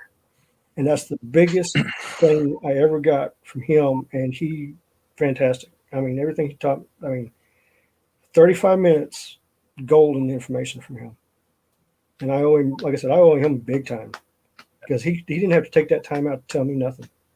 That was before Image. That was where you could walk up to the table and like Jim was here, Scott was here, and Art Thiebert was like right here. And then you had some other people and you could talk to them for 10, 15 minutes. Yeah, I remember those days. Yeah. Yeah. Carl Story gave me a brush lesson when I was 13 or 14 at San Diego Comic-Con, and there was no line, and he was inking a Brian Stelfreeze Wonder Woman, and so many things I do today, technically, like physically with my arm and my shoulder with the brush, he showed me that day. And I remember the one thing I did get from Image that Jim signed for me is I've got one of the Wildcats #1 gold editions. You know how rare those are, and it is signed by him. So I've got that in my collection. So I've got one of those. Nice. Oh yeah, I've got it. That's like everybody's talking about the big book that just came out of Jim Lee's. I was like, no, I got every book sitting right over there in a long box. I mean, I have them all. I bought everything. His Alpha Flights, his Punishers, everything. I got them all. And then when you talk about McFarlane, I have Kid Coyote from him, autographed. His very first work he ever did. Before he did anything for Marvel, he did Kid Coyote. Or Coyote Kid, I'm sorry, Coyote Kid. I ran into, I was in college. And when I was in college, my budget was how much food can I buy at the minimum that will last me a week that I can get the cheapest possible so that the rest of my money could go to comics. How many cases of ramen noodles did you buy? Lots. Macaroni and cheese. You know what? You can make a casserole out of 19-cent boxes of macaroni and cheese, cut up a hot dog in that, and throw in 2 tablespoons of pickle relish. You got Hamburger Helper beat all the hell. I have you beat 1 can of pork and beans by itself. 100% protein. Yeah. We need. It's got both. 25 it's got pork and beans. 25 cents a can. Okay, 25 cents a can. You only need 1 can a day. It's just like eating military rations. Military rations, 1 a day. And that was what I was living on for a while. I remember that. You guys make me feel like Wolfgang Puck, man. I was making like cheese quesadillas, but without a pan, mind you, because there was a couple weeks there where I didn't have a pan. So my first week, I got all my first week in college, I just turned on the gas and had a little flame going, and you just got to make sure to attend it and not leave it for too long. Yeah, you can't. But yeah, I feel like I'm more Lagasse hanging out with you guys. Oh no, and my mother was like, "Oh, you got an apartment? Well, here's a whole bunch of dishes. Here's a whole bunch of pans. You're gonna need them." Thanks. And I mean, silverware. I mean, I glass everything. Yeah. My mom hooked me up, so I was like, "Yes, I have everything." Well, I thought I had it all figured out, and then my roommate showed me up. He was spending more on, I think he was spending more on groceries, but they would last him longer. He would buy a bag of potatoes and a box of Ziplocs. I was like, what? And he's like, look, I don't have to refrigerate them. And he's just like, I get one out, I stab it 5 times with a fork, I throw it in a Ziploc bag, I put it in the microwave for 1.5 minutes or whatever you put in there. I don't want to explode a potato. So don't take that as a recipe, guys. And then he'd pull it out and he'd cut open, put butter on it. He had a baked potato. I was like, that's much better than mac and cheese. Seems like a lot of money on plastic bags, though. Well, it was 1980. They were cheap. But yeah, they were the cons, though, and the books. Yeah, that's why I said I wish I had my original comic book collection because, I got out of college, I got married, I got bills, and they want to be paid. Which kind of sucked. I did everything in the wrong order. I got married, then got a job. I didn't know that's how it worked. I didn't know that was possible. See, that's the thing. I have never been married, and I don't have kids. So that's why I still have. I mean, at 50, I still have dark hair. I don't have any gray hair, but I didn't have any kids at the time, but honestly, it was like I got rid of things like Spider-Man 129. Yeah. Hulk 189. Those shelves used to be full of fun stuff, kids. I know. I wonder what was back there. I'm so curious what was back there. I'll be honest with you. I was sitting here a couple of days ago, and I was watching a guy talking about the most expensive McFarlane comic books, talking about Spider-Man, the Incredible Hulk, and stuff like that. And I'm just sitting there going like, I have all those, and I've got them all autographed sitting right over there. I mean, I've got them all. I'm talking about Spider-Man 300, 299, 298, 301. My 301's in perfect mint condition. And I had a run of Daredevil that went back to the yellow costume. Nice. Whoa. Okay. My X-Men collection is from number 1, 1962. Dang. All the way to 365. All you need is 94. I have all the way through all complete set. So I was a huge X-Men fan. My Batman's even bigger. My Batman goes all the way back to 1949. So I have some very expensive books. I can't find the picture I was looking for, but I did keep some of the books. I mean, because it was, the late 80s, the conventions were like you said, you could just walk up to people. I'd see Denny O'Neil at a table, and I'd like turn in his direction real fast, and he was getting up to go get lunch, and he saw me coming. He sat back. I was like, "No, you're going to get lunch." Okay, he's like, "No, bring it over here. I'll sign it." Well, the greatest thing was you could walk up to like George Perez, and if you always had the books in a backing board, you could take the backing board off and give it to him, or give it to Lee or something like that. Pay him $10, $20, and they'd sit there and draw a picture on the backing board and give it back to you. Yeah, and so you had a picture. That's pretty cool. With the thing. Now, the biggest surprise that ever happened to me at a convention, I want to say it's 1995. I had done 4 panels of Brigade. Keep talking. I'll be back. For Liefeld. And I was coming to see him, and I don't know what happened, but we didn't get to meet. So I had drove all the way from Dallas to San Diego. Oh, dang. Yeah, no sleep, nothing like that. I'm sitting there depressed because I'm you know how they had the food court area? Yeah, in the back. Yeah, so I'm sitting there and I have the panels out, but I did 4 panels of Brigade and I did 4 Batman panels because I always loved drawing Batman. That was the one I wanted to draw. And this old guy came up and sat down beside me and he was asking me about the Batman panels. And I was telling him, my luck, I was supposed to have this meeting. Nobody wanted to talk to me, nothing, just completely disaster. And he just flat out goes, "Well, will you send me your Batman panels?" I was like, "Yeah, I'll take. There's 4 of them. I'll take $200 because I didn't think he was going to pay me that." He gave me $200. So he asked me for a business card also. So I gave him a business card. So I drove home, just depressed. 2 weeks later, I get a message, envelope. Remember the big envelopes they used to send out with the scripts from DC Comics. And I think her name was Janet. Was that the president at the time? 92? Something like that. I'd have to look it up. And inside was basically the last 3 pages for a Nightwing issue. I guess it was I was thinking it was a test script. And she gave me a date to send it back by. So I drew the 3, sent it back. Didn't hear anything back about it. And then I get a letter in the mail.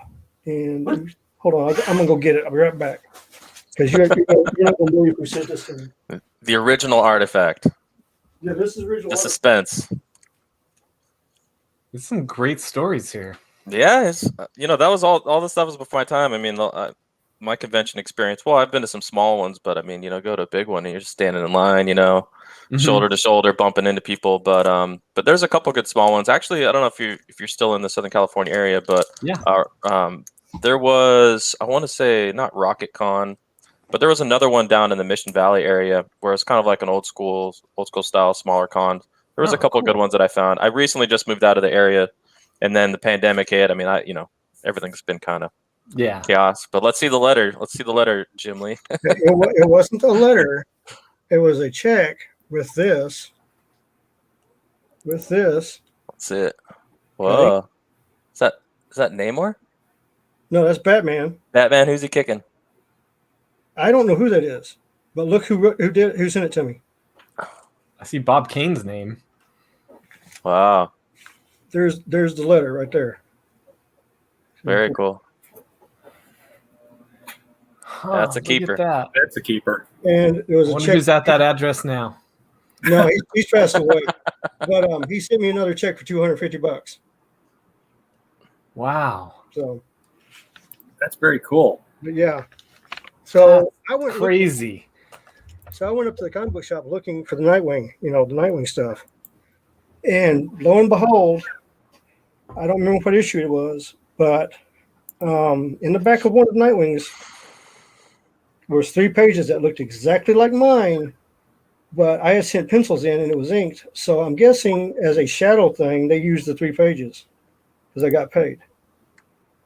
So I was very happy about that. I got to work on it. That's all I ever got out of DC. But hey, That's pretty cool. That's awesome. There it is.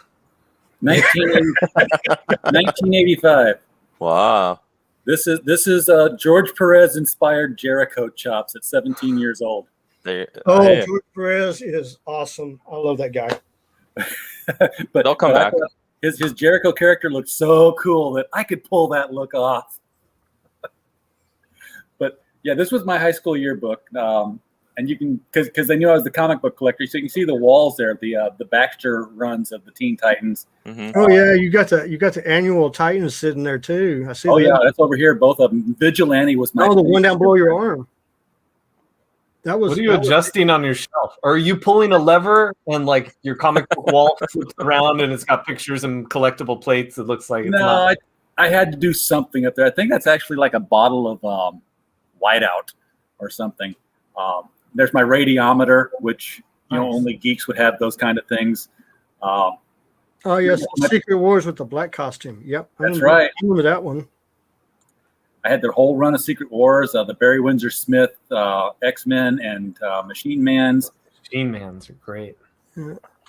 So that's not the picture I was looking for. We were talking about conventions, and I was looking for the picture I had at Chicago Comic-Con 1989 with me and Dick Giordano and Denny O'Neil together. But that's the stuff that I did manage to keep. I've got my first appearance of Ra's al Ghul signed by Denny O'Neil. And then I've got, again, the shelves used to have cool stuff on them. Now the cardboard boxes have cool stuff in them. At one point that will change around again. But you remember that hardcover, The Greatest Batman Stories Ever Told? Yeah. Well, that was with me all the time in the late 80s, as was The Greatest Joker Stories. So Dave Dorman, who was just a kid at the time, now he's doing crowdfunding stuff. He signed that inside there.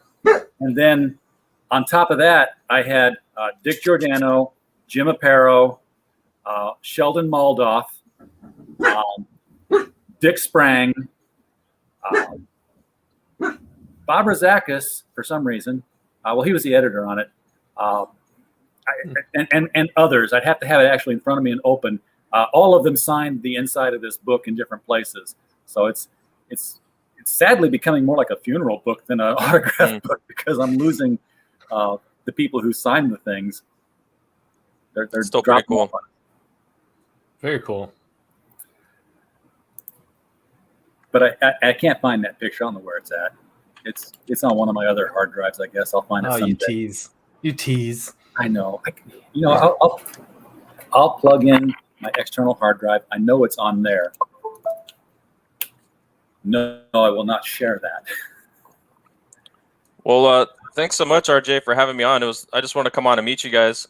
Well, yeah, and you're gonna be on next week, not this coming week, but the next week on Thursday to show us some El Crudo. Yeah, El Crudo. Yeah.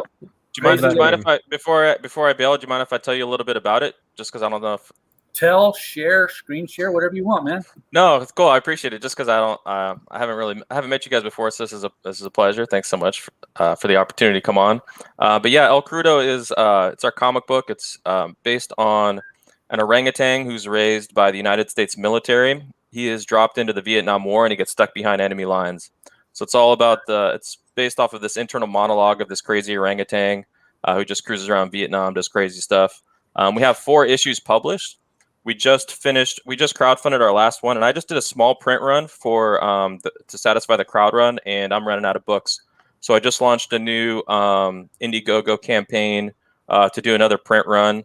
So we got 4 issues. This is El Crudo episode 1, Enter the Sausage Grinder. We have some.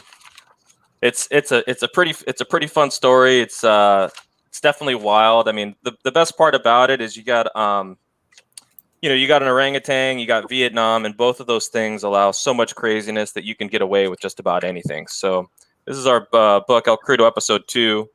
This is El Crudo, and then this is his nemesis in Vietnam. This is Major Deng. He's the Vietnamese major who's taking care of the Vietnam highlands, who El Crudo just happens to be cruising through. This is episode 2. It's called Dragon's Blood. This one we crack open the door a little bit to do some kind of supernatural stuff because we kind of live somewhat inside El Crudo's head for a lot of the book. So that's the second one. That one came out back in 2019. 2020 we published El Crudo episode 3, Deal Breaker. This is where he stumbles upon an opium farm and chaos ensues, as you can imagine. But yeah, it's the Vietnam War is just such a fun backdrop to juxtapose. Those are words you're never going to hear. It was like Vietnam was one of the craziest times in human history, right? So yeah. I mean, you can explore some crazy stuff. So then this is kind of our EK4. This one I wanted to get creative, and I did kind of this is his origin story plus an opium-induced dream sequence. We've worked with some really talented artists along the way. We have a really great team right now. We're real happy with the trajectory. EK5 is already in production. We have 16 scripts written, and EK5 and 6 are storyboarded. So we kind of we're really getting the hang of things. Because before I did EK1, El Crudo 1, I never made a book before. This was kind of our first go around. So right now on Indiegogo, if you guys want to check it out, it's El Crudo episode 4, and so for I think the tier is like $22. You get all 4 episodes, all 4 issues, 1 through 4. It's like 150 pages worth of art. Comes with a limited edition print by Elliot Rodriguez. Sticker pack. We have EK can koozies, so it's a really nice intro level package for people that are interested in crazy war ape indie comics. So it's been a real fun and. As you guys know, making comics is the best. So the only thing better than reading them is making them. I think crazy apes must be the new genre we're moving into now, because we've gone through this whole werewolf thing where everybody was doing a werewolf comic. Yep. Then the zombies, right? Before that was the zombies, then the vampires. I've always said that, apes need to be taken over media. And I think with the new King Kong, I think everybody's thinking about apes too. So that's kind of helping. Let's see it.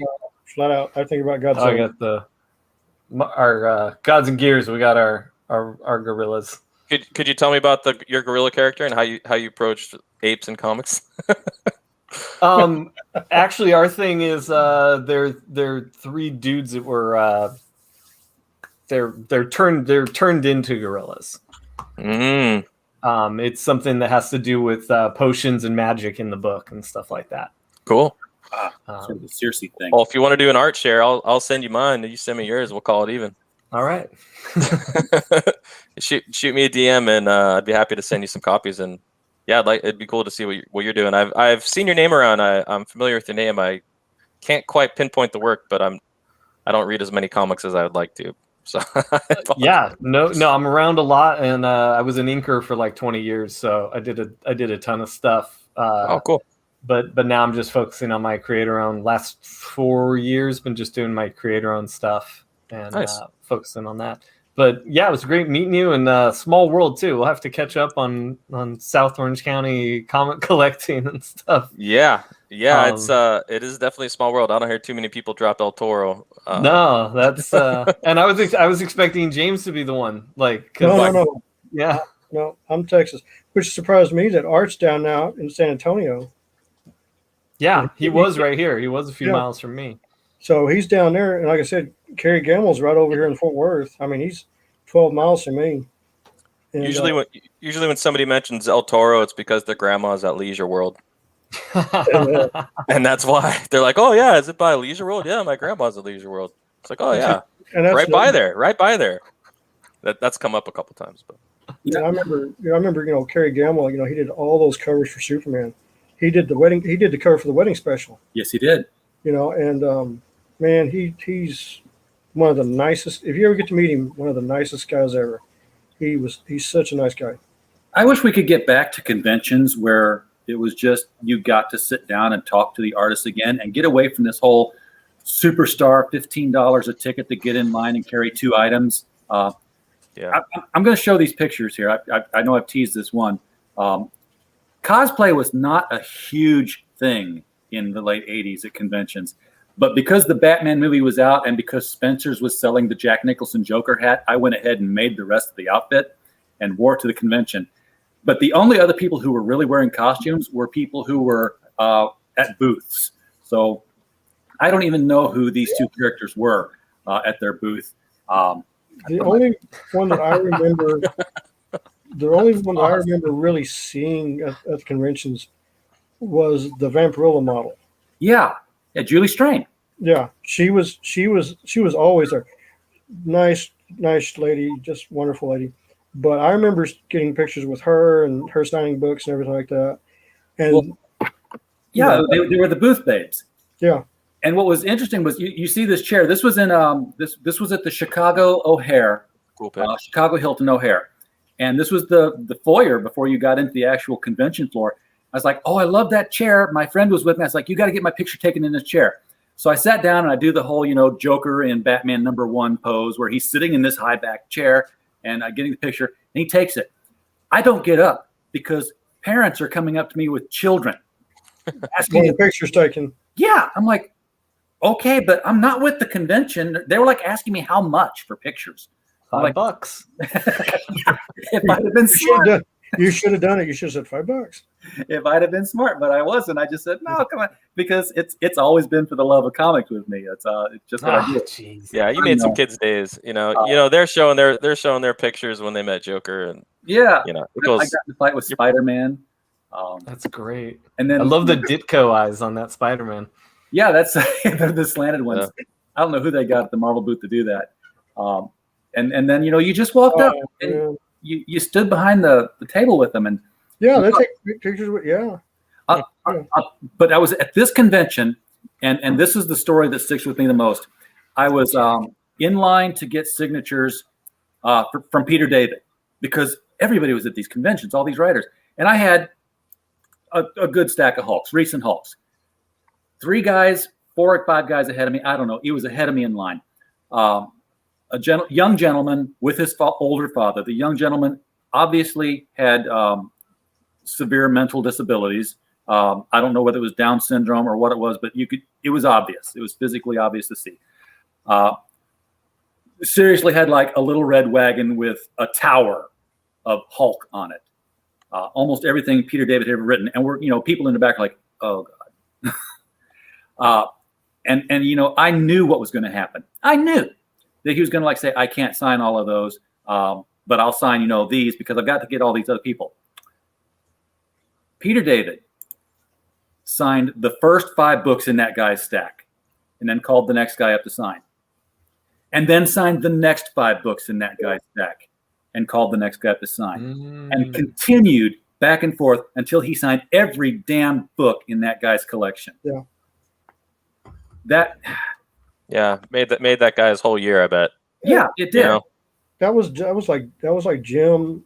I'll tell you the one that was always surprised to get to do autographs was Scott Williams, because everybody would go to Jim, and very few would realize Scott Williams, the inker, was sitting right beside him. So Jim would pass the book over to Scott so he could sign him, and I was like, getting the books from Jim, and I was like, oh, Scott Williams is here too. So, I don't know, because I made a big deal that, Scott Williams, who inked for him, was there. And then I had, I think it was 269, the one with Rogue and Ms. Marvel on the cover. And I looked over, and Art Thiebert's sitting right over there. Well, I got to get Lee, I got to get Williams, I got to get Thiebert, because all three of them worked on that book. So I got to get all three of their autographs.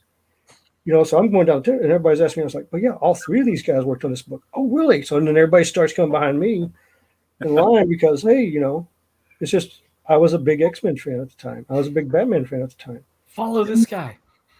I tried to be canny about the autographs I got, because I was always like, early work guy. If you can find the early work of this guy. So while I'm at the Image tent, and this was like first year Image, and I was forming opinions of Todd McFarlane, which were not favorable, because he was talking about how, well, you've seen the Batman posters that are out there. It doesn't even say Batman on it, just, the big gold bat. And everyone's like, oh, Batman. Well, one day I'm just going to put out a poster. It should be the Spawn symbol for the movie. And people are going to go, oh, yeah, Spawn. It's going to be that recognizable. I'm like, yeah. I actually believed him when he said it, because remember the Wizard edition that came out with Spawn? Yeah. For the book. Okay. He came to Dallas. I got there like at 8:00 in the morning to see him. And when I got there at 8:00 in the morning, there was already 500 people in line. Yeah. So I knew, because I had met him when he was doing Spider-Man. That's when I got my Incredible Hulk and the Kid Coyotes and stuff signed when he was doing Spider-Man. So you could walk up to him and talk to him for a while. Now, when I came in, I was like, you're never going to get to talk to, like it was back then. It's not going to happen again. You'll be lucky to get to him. And then, when Lee and them came in with the homage tour, that was almost as nutty as that. Now, Anthony Wynn, Cedric Nokia, the Dan Fraga at the time. Yeah, you could go sit down at a table with them, because they were up and coming at the time, and they're we're all the same age anyway, and talk with them. And this is back. I'll tell you how long ago this was. Jaime Mendoza was still going to the Art Institute. He hadn't been picked up either. He was still, he was here too. So he was not doing anything. He had not been picked up by Extreme or anybody. He was just getting done with the Art Institute at the time. So it was, that's the group I was hanging with. And, it was one of those things. Yeah. And you could go and sit down with all of them. I mean, because what would happen was you'd have San Diego, and then 2 weeks later you'd have Dallas. And Dallas was just as big as, at one point, Dallas was just as big as San Diego. And so if you didn't get to go to San Diego, you could meet them in Dallas. And there was like a core of us here in Dallas that would always go meet them there. And then we'd go out to San Diego like the next year to meet up with them again. And we got toured with Extreme Studios and all that stuff back then too. Yeah, it's the conventions now. It's like I go to Wizard World because it comes to St. Louis, and that's as far as I can travel right now. And I'll get a table for Critical Blast, and we'll put the books we publish, and I'll have my Destroyer books off to the side that I'll sign because I write those. But if I wanted to pitch a script or show a portfolio to DC, Marvel, Archie, they're not there. No. Not like they used to be. They would go to the big conventions. Well, and see, they're going to do. They do have one slated for September. I don't know if it's going to happen or not, but they've got a big one here slated for September, and they're going to use the entire Dallas Convention Center, which is gigantic. We're talking like almost 1.5 million square feet, and so they're going to try to do something big here. I hope but they haven't. I got an email from them yesterday, but it's like they're just now looking at trying to get people to come in.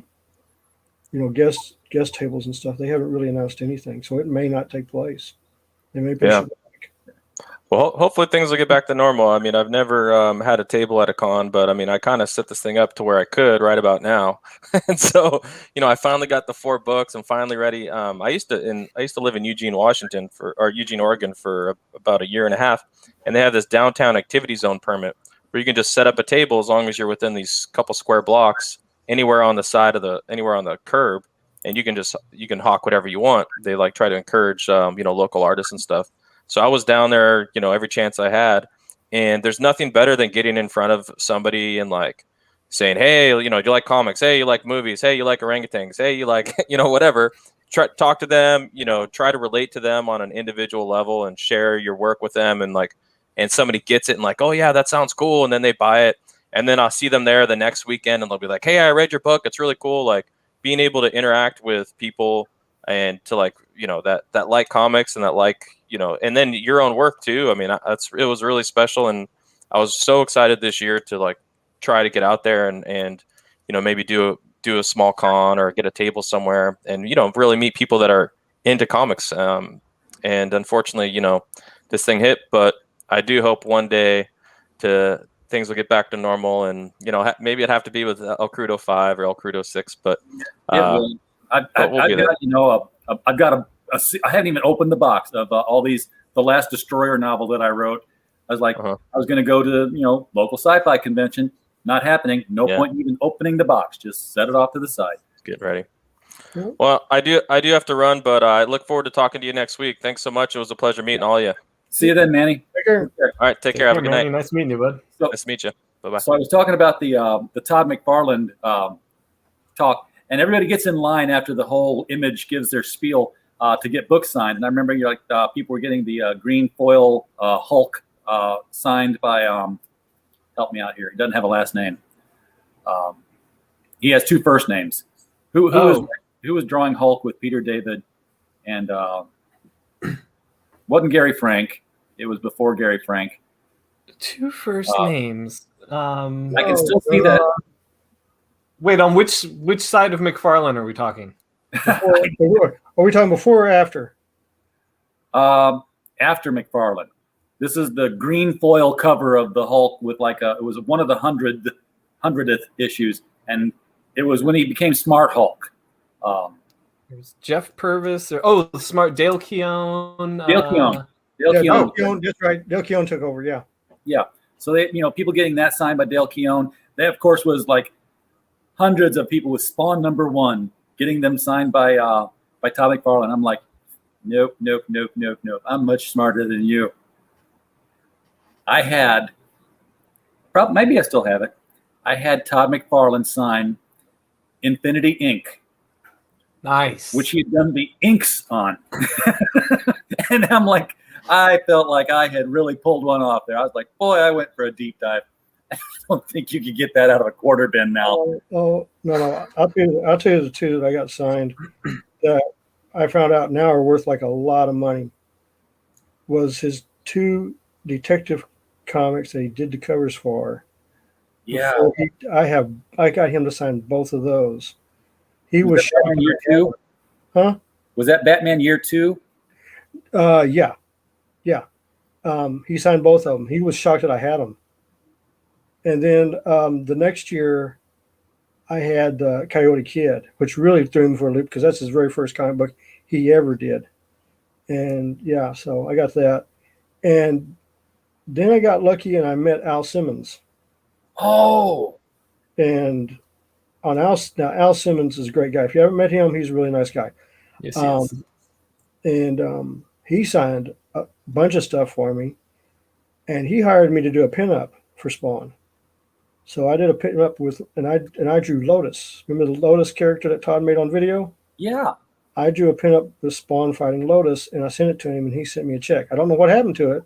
I've never seen it published, but Al like what I've done, so yeah, I got to do that. I like all these stories you have that involve you getting checks sent to you. Yeah. Yes, you don't get that a lot from artists. Usually it's like, well, they stole my idea and I didn't get any money. And James is like, I don't know, I drew a thing. I got a check. Yeah, I mean, they sent me checks, so I'm not complaining. They paid me for it, so I was like, yay. So it's like now, I get on eBay and I'm looking for my book, Steins. I'm looking. This one guy's got $50. This one guy's got $40. I'm like, okay, whatever. I already got paid for it, so I can't really say nothing about it. Once you order it, I get paid for it. So that's what gets me is when we did the Devil that anthology series from Critical Blast, and the day it hit Amazon, I'm like, yes, this is launch day. Here it is. It's on Amazon. Who has a used copy for $35 already? Somebody was on Amazon as like a secondary seller. Oh no, the one that got me. This is happening to me First day the Steins hit the shelf, I get a report back from Ingham Spark that a bookstore chain in Romania bought 250 copies. I'm like, what? Romania? My book's in English, and 250 copies went to Romania right off the bat. I was like, okay, and they were all hardback, which shocked me. But the cash spends. Oh yeah, it does. And I mean, I've seen my sales. I've got really good sales in Europe. I mean, Romania, France, all of UK, even Scandinavia. I'm talking Norway and Sweden and Finland bought it. I was like, yay! And then all of a sudden, New Zealand, Australia sales are coming in. And then what was it last week? I saw 2 stores in Japan now carrying my book, and it's not in Japanese; it's in English. So I was like, yay! Well, so, okay, I got to get away from Ingram Spark and go through whoever you're publishing through, because we don't end up in stores anywhere apparently. Well, I mean, the thing was, I mass marketed mine because I went and got posters made, and I started this, and I got tubes, and I started just sending them out all over the place. Oh, okay. That's what I did. I can show you the posters. So you just sent posters to bookstores and told them how to get it. I got these made up, and these are 12 by 18. These are, I mean, they're really nice. You know, these are the quality. And yeah, I sent those out with a synopsis of the book and when it was coming out. And I'm going to do that. And then you just sent them not the Amazon link, of course. You sent them the publisher link. No, I told them they'd be showing up in the Ingham Spark catalog. Because see, bookstores orders through the catalog of Ingham Spark. Yeah, but you got to pay Ingham Spark to list it in the catalog, right? No, once you agree for them to publish the book, it automatically goes into the catalog. Okay, because they did do my last book, but there was like another $85 charge if you wanted to be put in the catalog.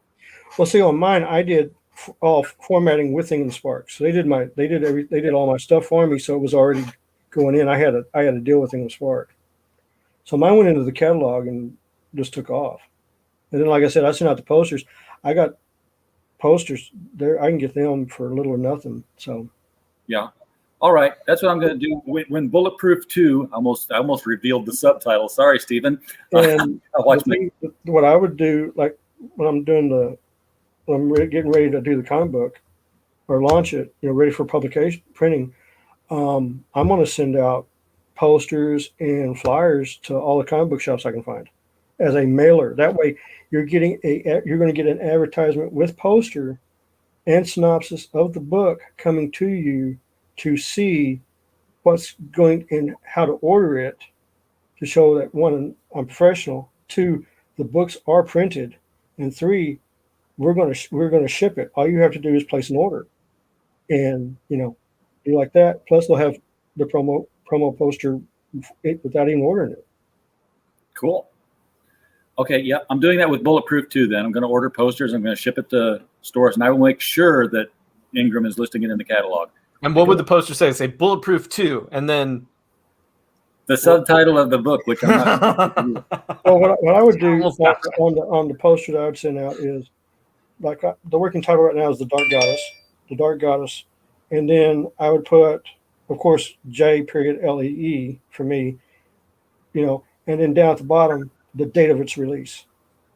Say, it's going to be 8/8/2020 or 2021 or 10/20/2021 or something to say this is when it's coming out. Order it so you can get it by this date. Yep, I'm gonna have to build something up. Yeah, that's Bulletproof, by the way, is our young adult superhero novel by Stephen J. Mitchell, and it's Cody Haywood's going. It's his father injected him. He's doing the whole.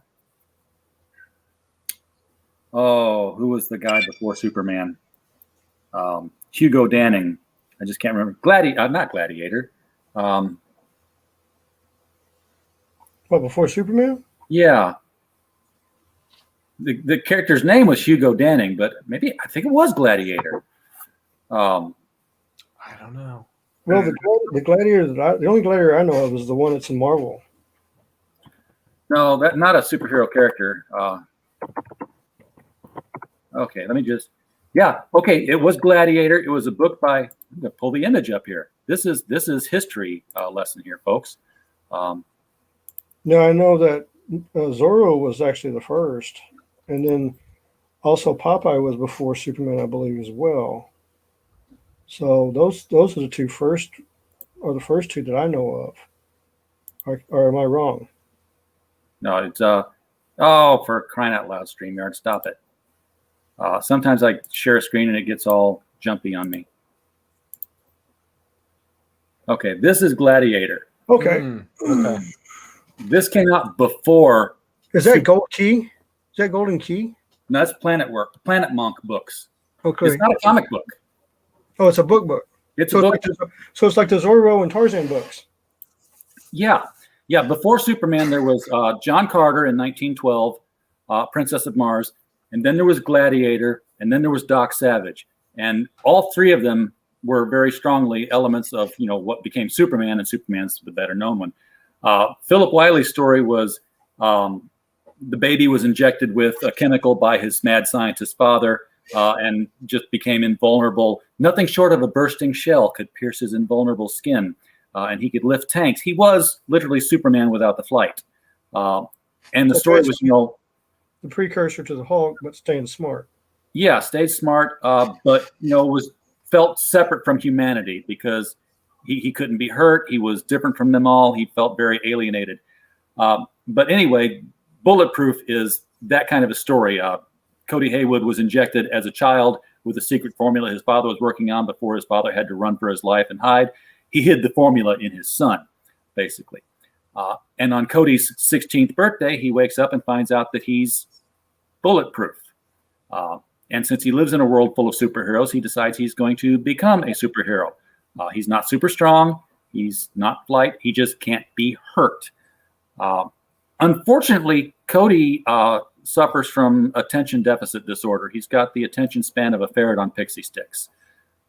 And he relies very much on his two friends to help keep him focused, not just on his schoolwork and his regular life, but his very close friend who knows that he's bulletproof relies on him to be in his ear all the time saying, "Focus, Cody. Bad guys at 9 o'clock. Yeah, but did you see bad guys at 9 o'clock? Run."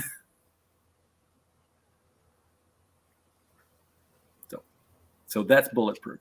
I love that. I didn't know you were doing that. Know that he's got the thing in him now, and they're after him. And just because you can't be hurt doesn't mean you can't be killed. Mm-hmm. They just have to get creative about it. So, where is this available? At This is available on Amazon. Bulletproof. Just look up Critical Blast Bulletproof, and you'll find that and the other books we published, like Gods and Services, not Gods and Gears, Gods and Services. And that's the thing on Amazon. They have everybody on Amazon. Yeah. And I mean, I was looking at when at one time the Steins was in that top 5,000, and I'm looking at it, and there's 2.5 million different titles. Oh yeah. And yeah. Mine was in the top 5,000. I was like, I did something right. I was, So, if you're searching, actually, I just remembered all the links are in the description of the YouTube video too. That's in our boilerplate. So everything we published is down below, but y'all are in StreamYard, so you're not seeing below here. No, I have YouTube open as well. I just haven't scrolled down. Yeah, I've got YouTube open as well. Also, I just got it muted on one screen. There it is. Yeah. Awesome. Very cool. Well, thank you. It's I didn't write it. I just published it and paid the guy. No, but that's cool that you've got these going on. We're trying to do everything there is to make money. I mean, as I write the Destroyer books and I watch my publisher do his thing, of course I get the notion that you don't really work that hard. I could do that. Shows what I knew, because he works very hard and I'm learning it the hard way. I remember back in the 90s, I was always told you got to be able to draw 2 to 4 pages a day. You got to be able to do this. You got to be able to do this. You got to be, because they got to be done in so many days to get to the inker, to have him so many days to get to the editor so they can send it back to you for corrections and all this stuff. And you when you're 21, 22 years old, 23 years old, you're trying to train yourself to draw that fast. Now that at 50, I'm like, I don't think I can do that. I'm just going to take my time. And Yeah. since it's my own book, I can take my time and do it. Mm-hmm. That's I have something that I want to say about taking time to draw books and doing quality. But somewhere I get lost between the guys who can put out a book on a monthly basis and guys who take a year and a half to draw a frog. No, I'm not talking about doing it that way. I mean, when you're going to spend a day on a page compared to spending 2 hours on a page. Yeah. That's what I mean by that. I mean, I've always been able to draw fast. It's just putting where you can quality work it in a good speed to give the best product without having that pressure that you would if you were doing it on a timetable. And what I like about doing that too with my own stuff is I can finish a page and I can move on to other pages. But since I'm handling everything on it, inks and colors, there's pages in Hammerella where I'm like, you know what? I've gotten so much better at drawing XYZ. I'm going back on these first couple pages and I'm going to change it. And I don't have to like let the inker know and get the colorist involved. And it's like, no, if I want to make that change, I have complete control on making that change. And it's not, I mean, I have a kind of a deadline for the book, but it's not a deadline that another person is waiting on for their paycheck or anything. It's just, nope, I can manage the control and the quality so much better. And like you said, deciding to spend X amount of time on a page, having that control. It's just like writing.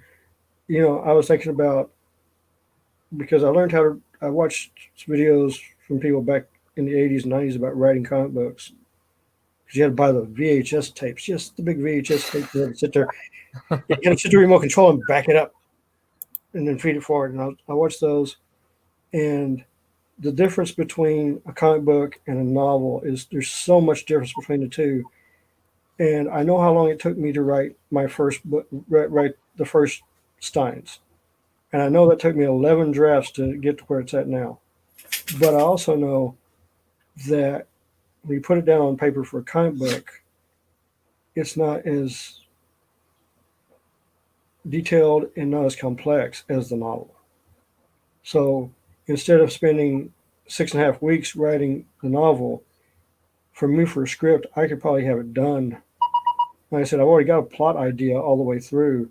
So with the plot idea already set, I probably can have the script done within 14 days. Yeah, because it's plot with art direction. Yeah. I just have to have the right wording and where in the pace of the book. Well, guys, I think we're all talked out. Okay, fine. Bye.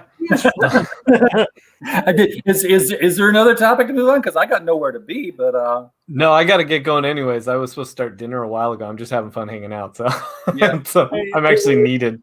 It was fun. I'm going to review a book, so I'm going to finish reading Doc Salem and nice. Get a written review out there of it.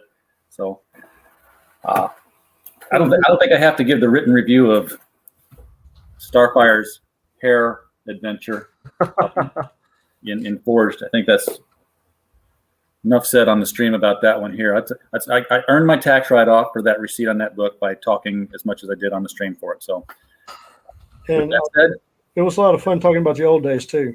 Yeah, I always love talking about the old. God, I have old days now. Well, I know. I'm sitting here going like, wait a minute, I'm older, and this is the one that got me was talking about Ethan Van Sciver. He's gray haired. He's saying how old he is, and I'm like going, wait a minute, I'm 4 years older than he is, and he's younger than me. And I'm like, everybody that's around is like either my age or just a little bit older or just a little bit younger, and I'm like, what happened to us all? How did the last 25 years come by so fast? I feel like Admiral Stockdale in the debates. Who am I? How did I get here? Like I said, last time I remember, my fun memory was everybody was working. Like Ryan was at Top Cal, Nolan was at DC, and all this stuff going on. And I come back and I'm watching David Finch's streaming. He's like, "Oh, I'm fixing to do something secret," and I'm like, going, "Wait a minute, weren't you? Okay, you're not over there. No, I mean, it's just it's like everybody has just completely dissipated, scattered. That's what it feels like. And then you go look at who's working at the big companies, and I'm like, I don't know a lot of these people. I don't have no clue who they are. Well, everyone's figured out that you have the potential to do everything on your own, as your own thing, and then as they've gone into it, the ones we figured out who can do everything on their own and who had to go back and say, no, I can't do all this. Please take me back in. That's one of the reasons why the top talent is crowdfunding.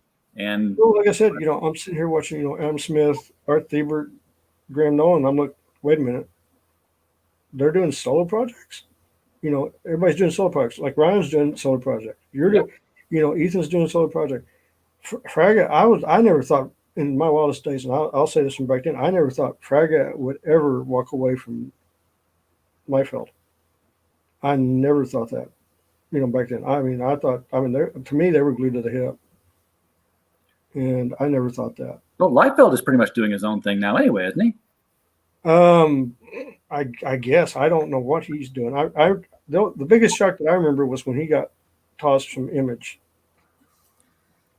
And I remember that. Yeah. And but that was Nokia, and the other one, Anthony, was over because he was doing Ripclaw at the time. Yeah. Yeah. I get a lot of credit for him doing that. You're like Tom Taylor taking credit for the Batman. I got I want to say 24 by 36 drawing of Ripclaw by him that he did here in Dallas at a convention. We're talking. Yeah, it's bigger than the poster that's behind you. Yeah. And it's massive. It's huge. It's a drawing, and I've got that someplace. But yeah, and all that, and Cedric and all them guys, and all right, Todd, and Mike, and all that. So, guys, I'm going to do another open mic. I do open mics every Sunday. I may not do it next Sunday because it's a travel day for me. If I make it back to Arkansas and I have plenty of time to unpack and set my stuff up and get acquainted with my brand new room, I might be on. But other than that, keep a lookout for the open mic nights. Just jump in anytime you want on Sundays. And if you move on to, another project that you want more focus on, let me know. We'll give you the whole hour on one of our nightly streams and take off from there. Other than that, thanks for jumping in and making it a show. Folks in the chat, always appreciate you being there. We don't even have a show without you. And as always, we just